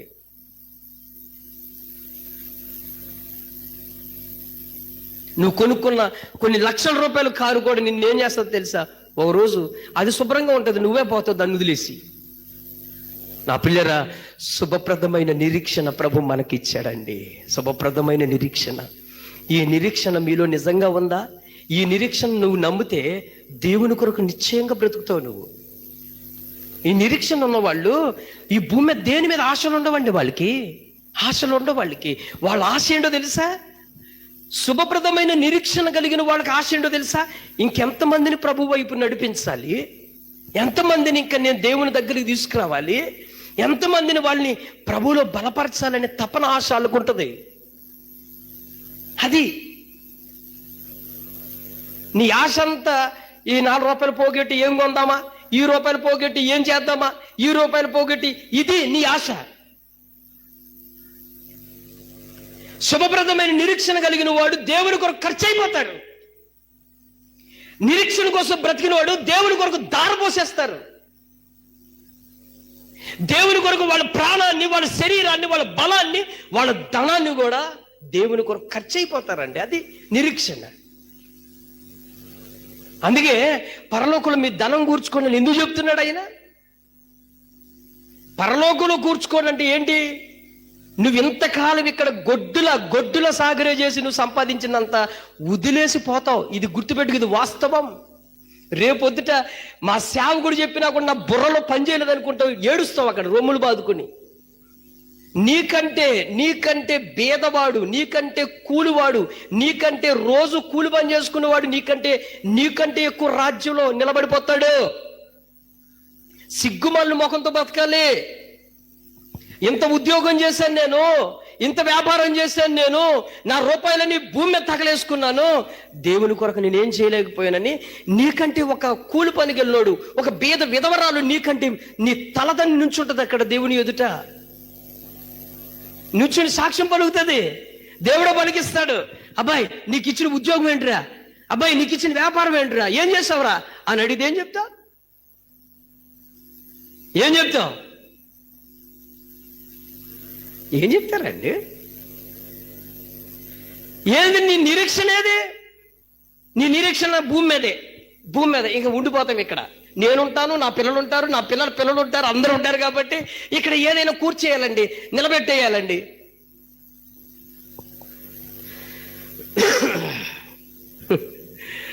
నా ప్రియ దేవుని బిడ్డలారా, సేవకు నేను వచ్చిన తర్వాత, సేవకు ముందు నాకు తెలియదండి. సేవకు వచ్చిన తర్వాత ₹1 నేను కూర్చుకుని లాభం సంపాదించుకుని ఏదైనా చేసుకోవాలన్న ఆశ, తాపత్రయం పూర్తిగా నా జీవితంలో చచ్చిపోయినాయండి. అవి తెలుసా? ఇప్పటికీ చెప్తున్నాను ఒక విషయం. నా భార్య ఇప్పటికీ అంటూ ఉంటుంది, అయ్యా డాక్టర్ గ్రూప్ డబ్బులు వచ్చినాయి కదా, మొన్న మాకు వచ్చినాయి డాక్టర్ గ్రూప్ డబ్బులు వస్తే, అయ్యా పాస్టర్ గారు ఈ వరుసంతా పళ్ళు కొంచెం ప్రాబ్లమ్స్ ఉన్నాయి, ఎన్ని కొత్త పళ్ళు కట్టించుకో అయ్యా అని అంటూ ఉంటే నా మనసంతా దేని మీద ఉందో తెలుసా? దేవుని పనికి ఆ డబ్బులు ఎలా వాడాలా అని ఆలోచిస్తున్నాను. ఇది నిజం. నా ఆరోగ్యం కంటే, నా శరీరం కంటే ముందు ఆ డబ్బు దేవుని పనికి ఏది వాడాలా. నన్ను చాలా మంది ఒక పాస్టర్ గారు అడిగారు, పాస్టర్ గారు మీ మందిరంలో ఎప్పుడు చూసినా ఏదో ఒక స్పెషల్ ఉంటుందండి, ఏయోటి ఉంటాయి, మారుతూ ఉంటాయండి అని అన్నాడు ఒక ఆయన. ఏంటి మీ సంగతులు? అబ్బా ఏమి ఇస్తున్నారండి కానుకలు అన్నాడు. నేను అన్నాను, బ్రదర్ ఈ విషయం గుర్తుపెట్టుకోండి, నాకు వచ్చిన ప్రతి రూపాయి నా బీరువాలో లోనకెళ్ళో మందిరంలోకి వెళ్తాయి అన్నాను. అందుకే మందిరం అలాగ ఉంటుంది. దేవుని మందిరం ఎప్పుడు కూడా ఆయన ప్రసన్నత నిలుచు స్థలం, సుందరంగా ఉండాలి. అది నా ప్రియ దేవుని బిడ్డలారా, మనము శుభప్రదమైన నిరీక్షణ కలిగిన వారం. ఉన్న పాలంగా నువ్వు చచ్చిపోతే అసలు నీదేదేమైపోద్ది అని ఆలోచన మనకు ఉండాలి. అందుకే నిరీక్షణ లేని ఇతరుల వలె మీరు ఏడవద్దురు బాబు అని అంటే, ఈ ఒక్క తలంతు కలిగిన వాడు, అరే నాన్న ఒక్క తలంతు కలిగిన వాడు ప్రతి రూపాయి, ప్రతి కష్టాన్ని దేవుని కొరకు ఖర్చు పెట్టి దారబోసాడు. మొదటిది ప్రభు తప్ప నాకు ఇంకో దిక్కు లేదని విశ్వాసంతో బ్రతికాడు. రెండోది నిరీక్షణ, నాది ఈ లోకంలో ఏది లేదు, దేవుడి కొరకే నేను బతుకుతున్నాను, దేవుడు ఏ పాలంగా నన్ను తీసుకెళ్ళిపోతే ఆ పాలంగా నేను వెళ్ళిపోతానని నిరీక్షణ కలిగి ఉన్నాడు. అది 2వ తలంతు. 3వ తలంతు నాన్న, 3వ తలంతు ఏంటి? ప్రార్థన. ఈ ప్రార్థన అనుదినము అతడు తన కోసం కాదండి. నిజమైన ప్రార్థన పరుడు తన కోసం ఎప్పుడు ప్రార్థన చేసుకోడు. నిజమైన ప్రార్థన పరుడు తన కోసం ఎప్పుడు ప్రార్థన చేసుకోడు. నిజమైన ప్రార్థనా పరుడు ఏం చేస్తాడంటే ఇతరుల కొరకు చూస్తాడు. ఎవరు రక్షణ పొందలేదా, ఎవరు ఇంకా నమ్ముకోలేదా, ఎవరు ఇంకా పాపంలో ఉన్నారా, ఎవరు వాళ్ళ కోసం కన్నీరు విడుస్తాడు. నిజమైన ప్రార్థనా వీరుడు ఉన్న మనసుది. లేకపోతే ప్రభువా ఇదిగో ఈ చేయలాగేస్తుందైనా, ఇదిగో ప్రభువా నాకు అది కావాలనైనా, ఇది కావాలనైనా, అదిగో ప్రభు మా ఇంట్లో అది తక్కువైందినైనా, ఇది తక్కువైందని ప్రార్థన చేయడు. ఏమా జ్యోతమ్మా చేస్తాడా? చెప్పు. చేయడు. నిజమైన ప్రార్థన పరుడు ప్రార్థనలాగే ఉంటాడు. 4వది, అతడు నిత్యము వాక్యముతో నిలబడతాడు. వాక్యమే అతడికి ఆధారం. సాతాను ఎన్ని విధాల ఉరిలో ఒగ్గినా సాతాను ఎన్ని విధాలుగా వాడికి ఆశలు కలిగించాలని చూసినా, అది స్త్రీ అయినా, ధనమైనా, లోక ఆశలైనా, నిద్రైనా, సమయమైనా, తిండైనా, త్రాగుడైనా, ఏదైనా అతని వాక్యం ముందు ఏది అది జయించలేకపోయింది. ఆఫ్టర్ నువ్వు నిద్ర జయించలేవు. ఇక్కడ కూర్చుని నువ్వు ఎంత గొప్ప విశ్వాసవో, నీ మీదకు వచ్చే నిద్రను నువ్వు జయించలేకపోతున్నావు. ఒక నిద్రను జయించలేకపోతున్నావు. ఇక నువ్వేం ఉద్ధరిస్తావు చెప్పు? నీ మీద పడి ఆ నిద్రను జయించలేకపోతున్నావు. కనీసం నీకు నిద్ర అలా వస్తుందా? పోనీ ఎందుకు ఈ నిద్ర వస్తుందని చెప్పి ఒక చంపకాయ నువ్వు కొట్టుకుంటావా? కొట్టావు. పోనీ నీకు నువ్వు తోడపాసం పెట్టుకో. ఆ నిద్ర బాగుంది. పాస్టర్ గారు చెప్పే జోలపాట, నీ నిద్రకి కునిపాట్లు సూపర్ జోగుతావు. ఇలా జోగుతావు. సాతాన్ని ఉయ్యాల్లో వేసినట్టుకు వెళ్ళిపోతున్నాడు. చేపల బొంగలో వేస్తారు చూసావా, అలా పట్టుకుంటూ వెళ్ళిపోతున్నాడు నిన్ను. ఇక నువ్వు ప్రార్థన ఏది, నీకు వాక్యం ఏదిగా? ఎంతసేపు జోగార్థమే సరిపోతుంది మనకి. ఏదన్నా ఉంటే వెంటనే సమయం అయిపోవాలా. 10ంటికి వచ్చామంటే 12ంటికి అవదంటే ఏందయ్యా నీ విశ్వాసం అసలు? ఏందయ్యా నీ భక్తి అసలు? ఏందమ్మా నీ భక్తి అసలు? దేనికి ఆ భక్తి? దీవారాత్రములు ఆయన మందిరములో ఉండువారు ధన్యులు. ఏమి నేర్చుకుంటున్నావు నీ విశ్వాస జీవితంలో? ఏం నేర్చుకుంటున్నావు నీ విశ్వాస జీవితంలో? టైంపాస్ అంతే. వచ్చాం, 2 గంటలు అయిపోయింది, బస్ దులుపుకుని వెళ్ళిపోవడమే. అన్ని గుమ్మం దాటగానే దులిపేసుకుని వెళ్ళిపోవడమే. ఇక ఎంతసేపు కడిగిన పంది మరల బుడదలోకి వెళ్ళిపోయి దొల్లి ఆ మురుకు పెంట తిన్నట్లే. ఇంతేగా, ఇదే నా విశ్వాస జీవితం. ఇది ఆఫ్టర్ నీ తల మీద దుమ్ము దులిపినట్టు దులిపేస్తాం. ఇలాగంతే, అలా దులుపుకుని వెళ్ళిపోతాం మనం. అరే, ఈరోజు ఏ వాక్యం నీతో మాట్లాడింది, ఈ వాక్యం ప్రకారంగా నేను నడవాలి, ఈ వాక్యం నన్ను నిలబెట్టాలి, ఈ వాక్యం ప్రకారం నేను జీవించాలి, ఈ వాక్యం నాకు బలమైంది, ఈ వాక్యం నేను పాటిస్తే దేవుడు నన్ను ఉన్నత స్థితిలో ఉంచుతాడనే తపన, ఆశ నీకు ఉండదు. కంతే. లోకం అనే ఆ బుడద గుంటలో కొట్టుకుంటావు నువ్వు. ఆ బుడదలో కొట్టుకున్నట్టే, పందు కొట్టినట్టు కొట్టుకోవడమే మనం. ఇంకేమనైనా నీకోసం యేసు ప్రభు వారు కార్చిన రక్తానికి నువ్వేం విలువ కట్టావు? ఏం విలువ కట్టారండి? యేసు ప్రభు వారు అంత ప్రయాసపడి కార్చిన రక్తానికి నువ్వేం విలువ కట్టావు? ఆయన ఒకసారి అనుకుంటాడు, నిజంగా చెప్పనా ఈ మాట? నా మనసులో మాటే నేను అనుకుంటాను, ఈ మనుషులందరి కోసం కార్చే ఈయన రక్తం ఏ జంతువుల మీద కడిగి ఆ జంతువులకి ఈ ఆత్మలు ఇస్తే ఎంత క్షేమమో కాదా? దేవుడి మాట ఏమిన్నాయండి? జంతువులు, సృష్టి మొత్తం వింది కదా. ఏనానా? ఏలియా అడుగుతున్నాడు, నాయనా అయ్యా అగ్ని కురిపించు అని అనగానే ఒక్క ప్రార్థనకి, ఒక్క మాటకి ఆకాశం తెరవబడి అగ్ని అలా దిగి వధించబడిన బలిపీఠం మీద జీవరాశి తగలబడిపోయిందండి. బయలుదేవతలు సేవించిన ఈ ప్రవక్తలు నిజమైన దేవుడా, ఇశ్రాయేలు దేవుడు నిజమైన యెహోవా అని ఆ రోజు తేల్చి చెప్పేశాడు కదండి. వాక్యం ఉండదు, ప్రార్థన ఉండదు, 5 తలాంతులు నీకు ఇచ్చింది ఏం చేసినావు? నువ్వు అసలు ఏం చేసినావు? దానివల్ల నువ్వు ఉపయోగం ఏంటో ఇప్పుడు తేలుస్తాను, ఆగండి. ఇప్పుడు తేలుస్తాడు దేవుడు. 5 తలాంతులు వాడు వాక్యమును పట్టుకుని ఆడు నిక్షేపముగా తను తాను భద్రపరుచుకుని తన భక్తి జీవితాన్ని నిలబెట్టుకున్నాడండి. నువ్వేం చేస్తావు? కళ్ళుకు నల్లగుడ్డ కట్టుకున్నట్లుగా అలా వెళుతావు, అక్కడ పడిపోతావు, మరలా లేచి నిలబడతావు, మరలా పడిపోతావు, మరలా లేచి నిలబడతావు. అయ్యా ఉన్నావా అంటే ఉన్నానండి. ఎక్కడున్నావు? యేసులో ఉన్నానండి. ఎక్కడున్నావు? దేవుళ్ళో ఉన్నానండి. ఏం చేస్తున్నావురా బాబు నువ్వు అని అంటే, అప్పుడప్పుడు కాళ్ళు జారిపోతున్నాయండి. ఏం కట్టుకున్నావురా కళ్ళగానంటే, కంతలు కట్టుకున్నాను రా. ఏం కంతలు అవి? పాపం అనే కంతలు. లోక ఆశలని నిన్ను ఏం చేస్తున్నాయి అంటే పడగొట్టేస్తూనే ఉన్నాయి. అయితే ఏదో ఒక గుంటలో, 2 గుంటలో, 3 గుంటల్లో పడ్డావనుకో పర్లేదు. ఒక్కొక్కసారి ఏకంగా బయటికి రాలేని ఊపిలో పడ్డావనుకో, ఇక అయిపోయింది నీ బతుకు. అయిపోయిన తర్వాత నీ బతుకంతా ఎలా ఉంటుందంటే, చివరికి ఏ గుంట్లో పడిపోయావో, ఏ ఊబిలో పడిపోయావో, ఆ ఊబితో పాటు నువ్వు కూడా నరకంలో ఉంటావు.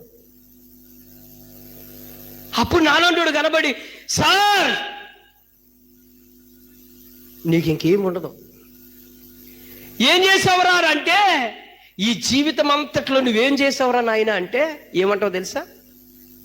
ఆ గుంట అంత బాగుందండి, అలా వెళ్ళిపోయాను, అదే నన్ను నాశనానికి తీసుకెళ్ళిందని ఏడుస్తావు.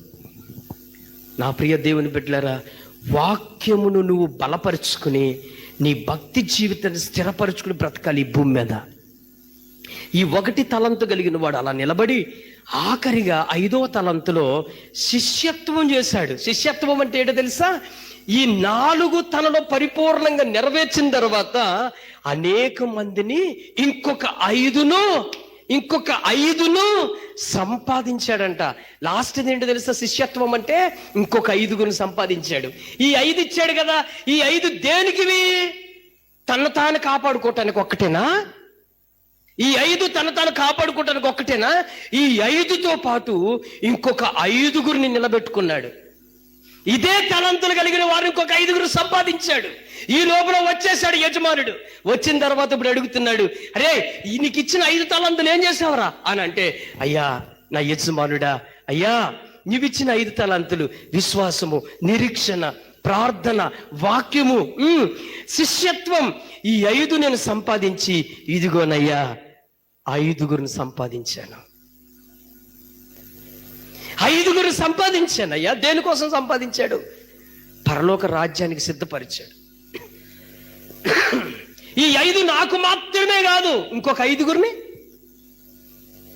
ఇది నేను సంఘములో నేను ఒక్కడనే కాదు పరిశుద్ధుడిని, నేను ఒక్కడనే ప్రార్థన పరుడు కాదు, నేను ఒక్కడనే వాక్యమును పట్టుకున్న వాడిని కాదు, నేను ఒక్కడిని స్వార్థ చేసిన వాడిని కాదు, నేను ఒక్కడనే పరలోకానికి వెళ్ళిన వాడిని కాదు, నాతో పాటు ఇంకొక 5గురు నిలబెట్టానయ్యా. ఇదిగో ఈ 5గురు అని అప్పగించినప్పటికీ ఆ తండ్రి ఏమన్నాడు తెలుసా? బలా నమ్మకమైన మంచి దాసుడరే, నీ కొరకు కలవరి సిలువ ఎక్కటానికి నాకు ఒక న్యాయం చేసావరా అన్నాడు. నేను కలువరి సిలువ ఎక్కాను కదా, ఆ కలువరి సిలువ ఎక్కినందుకు న్యాయం చేశావు. రక్తం గార్చాను కదా, ఆ రక్తానికి ప్రాయశ్చిత్తం చేశావు. అరే నీ కొరకు పిడిగుద్దులు గుద్ది నీ కొరకు అవమానాలు పడ్డాను చూడు, దానికి నువ్వు ప్రతిఫలము చూపించావు. కాబట్టి అరే నువ్వు ఇంత చేసినందుకు నీకు ఇచ్చేదేంటో తెలుసా? ఇదిగో నాతో కలిసి నెమ్మది కలిగిన రాజ్యంలో ఉండరా అన్నాడు. అంతే. బలా నమ్మకమైన మంచి దాసుడా అన్నాడు. ఏమన్నాడు? బలా నమ్మకమైన మంచు దాసుడా అన్నాడు. 2వని పిలిచాడు కదా, ఈ 2వడు కనీసం 2 ఇచ్చాడు. 2 ఏంటి తెలుసా? 2 1 నిరీక్షణ, 2 శిష్యత్వం చేశాడు. కనీసం ఈ 2 2 చేశాడు. ఏంటిది చెప్పండి అమ్మా? నిరీక్షణ, శిష్యత్వం అనగా ఏం చేశాడంటే, అరే అయ్యా ఇదిగో మరి రే మన కోసం పరలోక రాజ్యం ఉందరా, రే నువ్వు ప్రభుని నమ్ముకోరా, గొప్ప దేవుడు అయినా రే నువ్వు నమ్ముకోరా అని చెప్పి కొంతమందికి ఆయన జీవితం పాటు నిరూపించి ఆ 2 తలాంతులతో పాటు కనీసం 2ని సంపాదించాడు. ఇక చివరి వాడు ఉన్నాడు చూడండి. వీడెవడంటే వీడు మందిరానికి వస్తాడు. ఎందుకు వస్తాడో తెలియదు. వాడు మందిరానికి వస్తాడు, ఎందుకు వస్తాడో తెలీదు. పోనీ అసలు అన్యుడితో సమానుడిగా ఉన్నాడా? అన్యుడు కాదు. వాడు యేసు ప్రభు తెలుసా? తెలుసు. ఆయన చనిపోయాడని తెలుసా? తెలుసు. రక్తం గార్చాడని తెలుసా? తెలుసు. ప్రభు శరీరము రక్తం అని తెలుసా? తెలుసు. పాపం ఏంటని తెలుసా? తెలుసు. అన్ని తెలుసు. నిరీక్షణ ఉందని తెలుసు. వాక్యం చదవాలని తెలుసు. అనేక మంది కొరకు ప్రార్థన చేయాలని తెలుసు. కానీ వీడు ఏం చేశాడండి? ఏం చేశాడు చెప్పాలి? ఏం చేశాడమ్మా? ఏం చేశాడు చెప్పాలి. వీడు ఇంకొకడికి చెప్పలేదు, వీడును మాట్లాడాలి మీరు. వీడు పాటించలేదు అన్నా. వీడికి ఉన్నది ఒక్కటి ఉందన్నాను కదా, ఒక్క తలంత. అది ఏంటి తెలుసా? నిరీక్షణ అనే తలంత ఉంది వీడికి.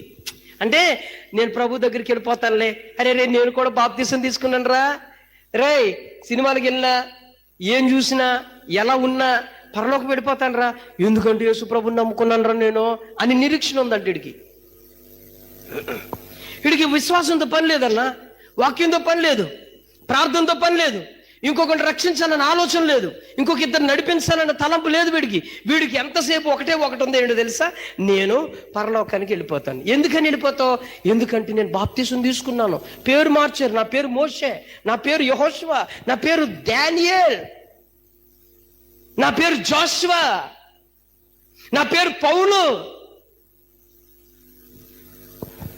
పేరు పెట్టుకున్నాను, రక్షణ తీసుకున్నాను. అప్పుడప్పుడు పాస్టర్ గారు ఇచ్చి నేను ముంచుకుని తినేస్తాను. ఏంటిది?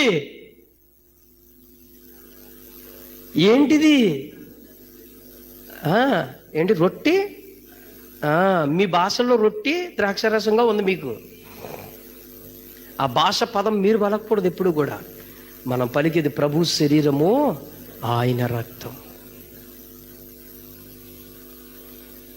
అజ్ఞానులకు, లోక సంబంధులైన వారికి అది భౌతికమైన వాటి పేర్లు. ఆత్మీయులకు, ప్రభు కట్టడు నెరవేర్చే వారికి, ప్రభు కొరకు జీవించిన వారికి అదేంటో తెలుసా? అది ప్రభు శరీరం, ప్రభు రక్తం. పాసిగరిస్తాడు, భలే ఉంటదే ఉప్పు మంచి తీపు ముంచుకొని చక్కగా తినేస్తారు. అసలు ఏముండదు ఇక దాంతో. ఆడు తినేస్తాడు ఇక అంతే. ఎందుకు? వాడు బాప్తీసం తీసుకున్నాడుగా. ఇక ఆడు ఎటు వెళ్ళిపోయినా పర్లేదు, ఆవిడ ఎటు వెళ్ళిపోయినా పర్లేదు, ఏ రోడ్ల వెంబడి తిరిగేసినా, ఎక్కడెక్కడ తిరిగినా, కుక్క తిరిగినట్టు తిరిగేసిన, పంది దొల్లేసినట్టు, ఇక అసలు ఏమాత్రం వాక్యం కానీ ప్రార్థన కానీ ఆడు ఆమె బతుకుల్లో ఏమి లేకపోయినా కూడా ఇక ఇంతే. అందుకు వాడిని పరలోకం వెళ్తాడండి వీడు. వెళ్ళడానుకుంటున్నారా? అంటే ఎక్కడికి? పరలోకము యొక్క తీర్పు స్థలం దగ్గరికి వెళ్తాడు అంతే. ఆ లోనకి వెళ్ళలేడు. ఆ గేటు దగ్గర నిలబడతాడు అన్నమాట. ఇప్పుడు తీర్పు దినములు జరిగిన ప్రశ్నలు ఇవి. ఈ 5 తలాంతులను ఎక్కడ అడిగాడు తెలుసా? జడ్జిమెంట్లో అడుగుతున్నాడు. అబ్బాయి, తమ్ముడు, నాన్న వినండిరా, అమ్మాయి వినండి. ఎక్కడ అడుగుతున్నాడు తెలుసా? నువ్వు చచ్చిపోతావు చూడు, నువ్వు ప్రభు దగ్గర నిలబడినప్పుడు అడుగుతాడు. నీకు ఇచ్చిన 5 తలాంతులు అమ్మాయి ఏం చేసినావు అని అంటే ఏం చెప్తావు? ఏనా 5 తలాంతులు నీకు ఇచ్చాను కదా, నువ్వేం చేసినావు అని అంటే ఏం చెప్తావు? మరి కొంచెం ఖాళీ లేదండి, బిజీ అయిపోయాను సార్, అందువల్ల ఈ నజ్జెండి కాలు అట్టుకుని ఈడ్చుకుని తీసుకెళ్ళండి, పడేయండి రెండు అంటారంతే. అసలు నిన్ను ఈడ్చుకుని లాక్కెళ్ళడం చూస్తే, అసలు నిన్ను నీ ఊరోళ్ళు కానీ నీ సంఘం వాళ్ళు కానీ నిన్ను చూస్తే నీ బతుకి ఎక్కడ ఉంటుంది అర్థం చేసుకో. అసలు నీ సిగ్గుమాల మోకంతో ఎక్కడ ఉంటావు?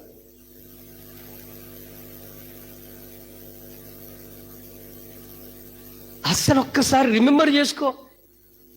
ఈ తలాంతులు నేనేం చేస్తున్నాను ఒక్కసారి ఆలోచించావా? నీకు ఇచ్చిన విశ్వాసం ఏం చేస్తున్నావు? నీకు ఇచ్చిన నిరీక్షణ ఏం చేస్తున్నావు? నీకు ఇచ్చిన వాక్యాన్ని ఏం చేస్తున్నావు? నీకు ఇచ్చిన ప్రార్థన జీవితం ఎంతమంది కొరకు ప్రార్థన చేస్తున్నావు? కనీసం ప్రార్థనతోనే నీకు ఆగిపోయావా? కనీసం ఇద్దరిని దేవుని మందిరానికి నడిపించాలనే నీ శిష్యత్వం ఏమైంది? ఇవన్నీ అడిగితే నువ్వేం చెప్తావు? ఒకసారి ప్రశ్నించుకో. నా బిడ్డలారా, ఏ రోజు నువ్వు నేను ఎప్పుడు వెళ్ళిపోతామో ఎవ్వడికి తెలియదు. ఎప్పుడు మనము చెప్పండి, ఎప్పుడు మనము వెళ్ళిపోతామో మనకి తెలీదు. ఆ సందర్భంలో నువ్వు ఆయన రాజ్యాన్ని సంపాదించుకోకపోతే, ఆయన స్థానాన్ని నువ్వు సంపాదించుకోకపోతే నీ బ్రతుకు ఎక్కడుంటుందో ఆలోచించు. అయిపోయింది నీ టైం, అయిపోయింది నీ టైం అయిపోయింది. ఇప్పుడు ఇచ్చేస్తాను నేను. నువ్వు ఆశిస్తున్నావు కదా, ఏదైతే ఆ రొట్టె తినేసి తాగేసి పరిగెత్తుకుపోద్దాం అనుకుంటున్నావు చూడు, అది నీకు ఇచ్చేస్తాను ఇప్పుడు. ఇచ్చేసి అయిపోయింది, దులిపేసి కుట్ట వెళ్ళిపోవటమే అయిపోయింది, టైం అయిపోయింది నీకు. కంతే గుమ్మం దాటగానే నీ బతుకు నీదే. ఇంకా ఇంతసేపు చెప్పిన విషయం ఏది నీకు సిగ్గు కలిగించలేదు, అస్సలు కలిగించలేదు. ఛీ, ఇది ఎందుకు నా దగ్గర ఉంది అనే సిగ్గు కొంచెం కూడా అనిపించదు. పశ్చాత్తాప పడవు.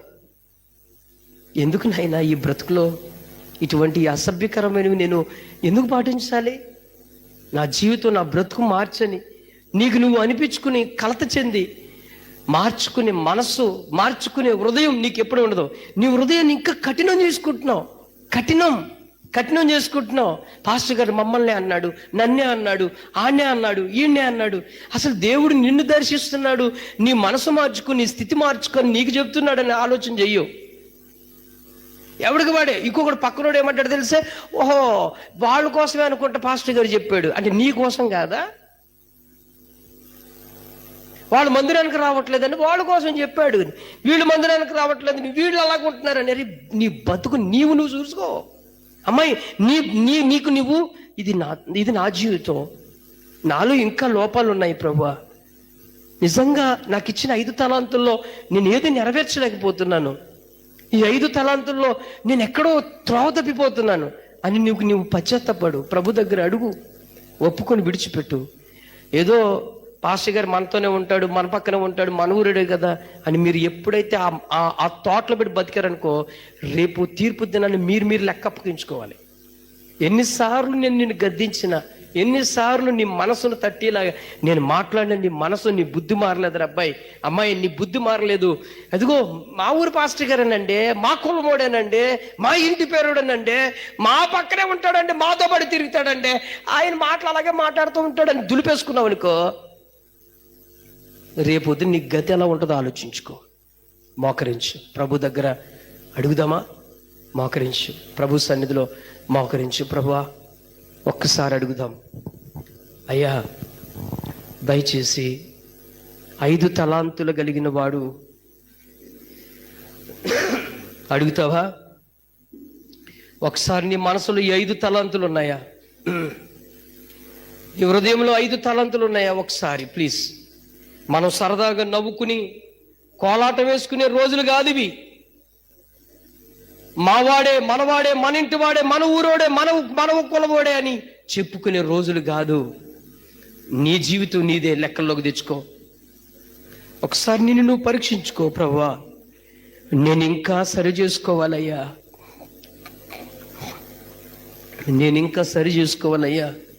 అని అడుగుతావా? ప్రభు సన్నిధిలో అడుగుతావా?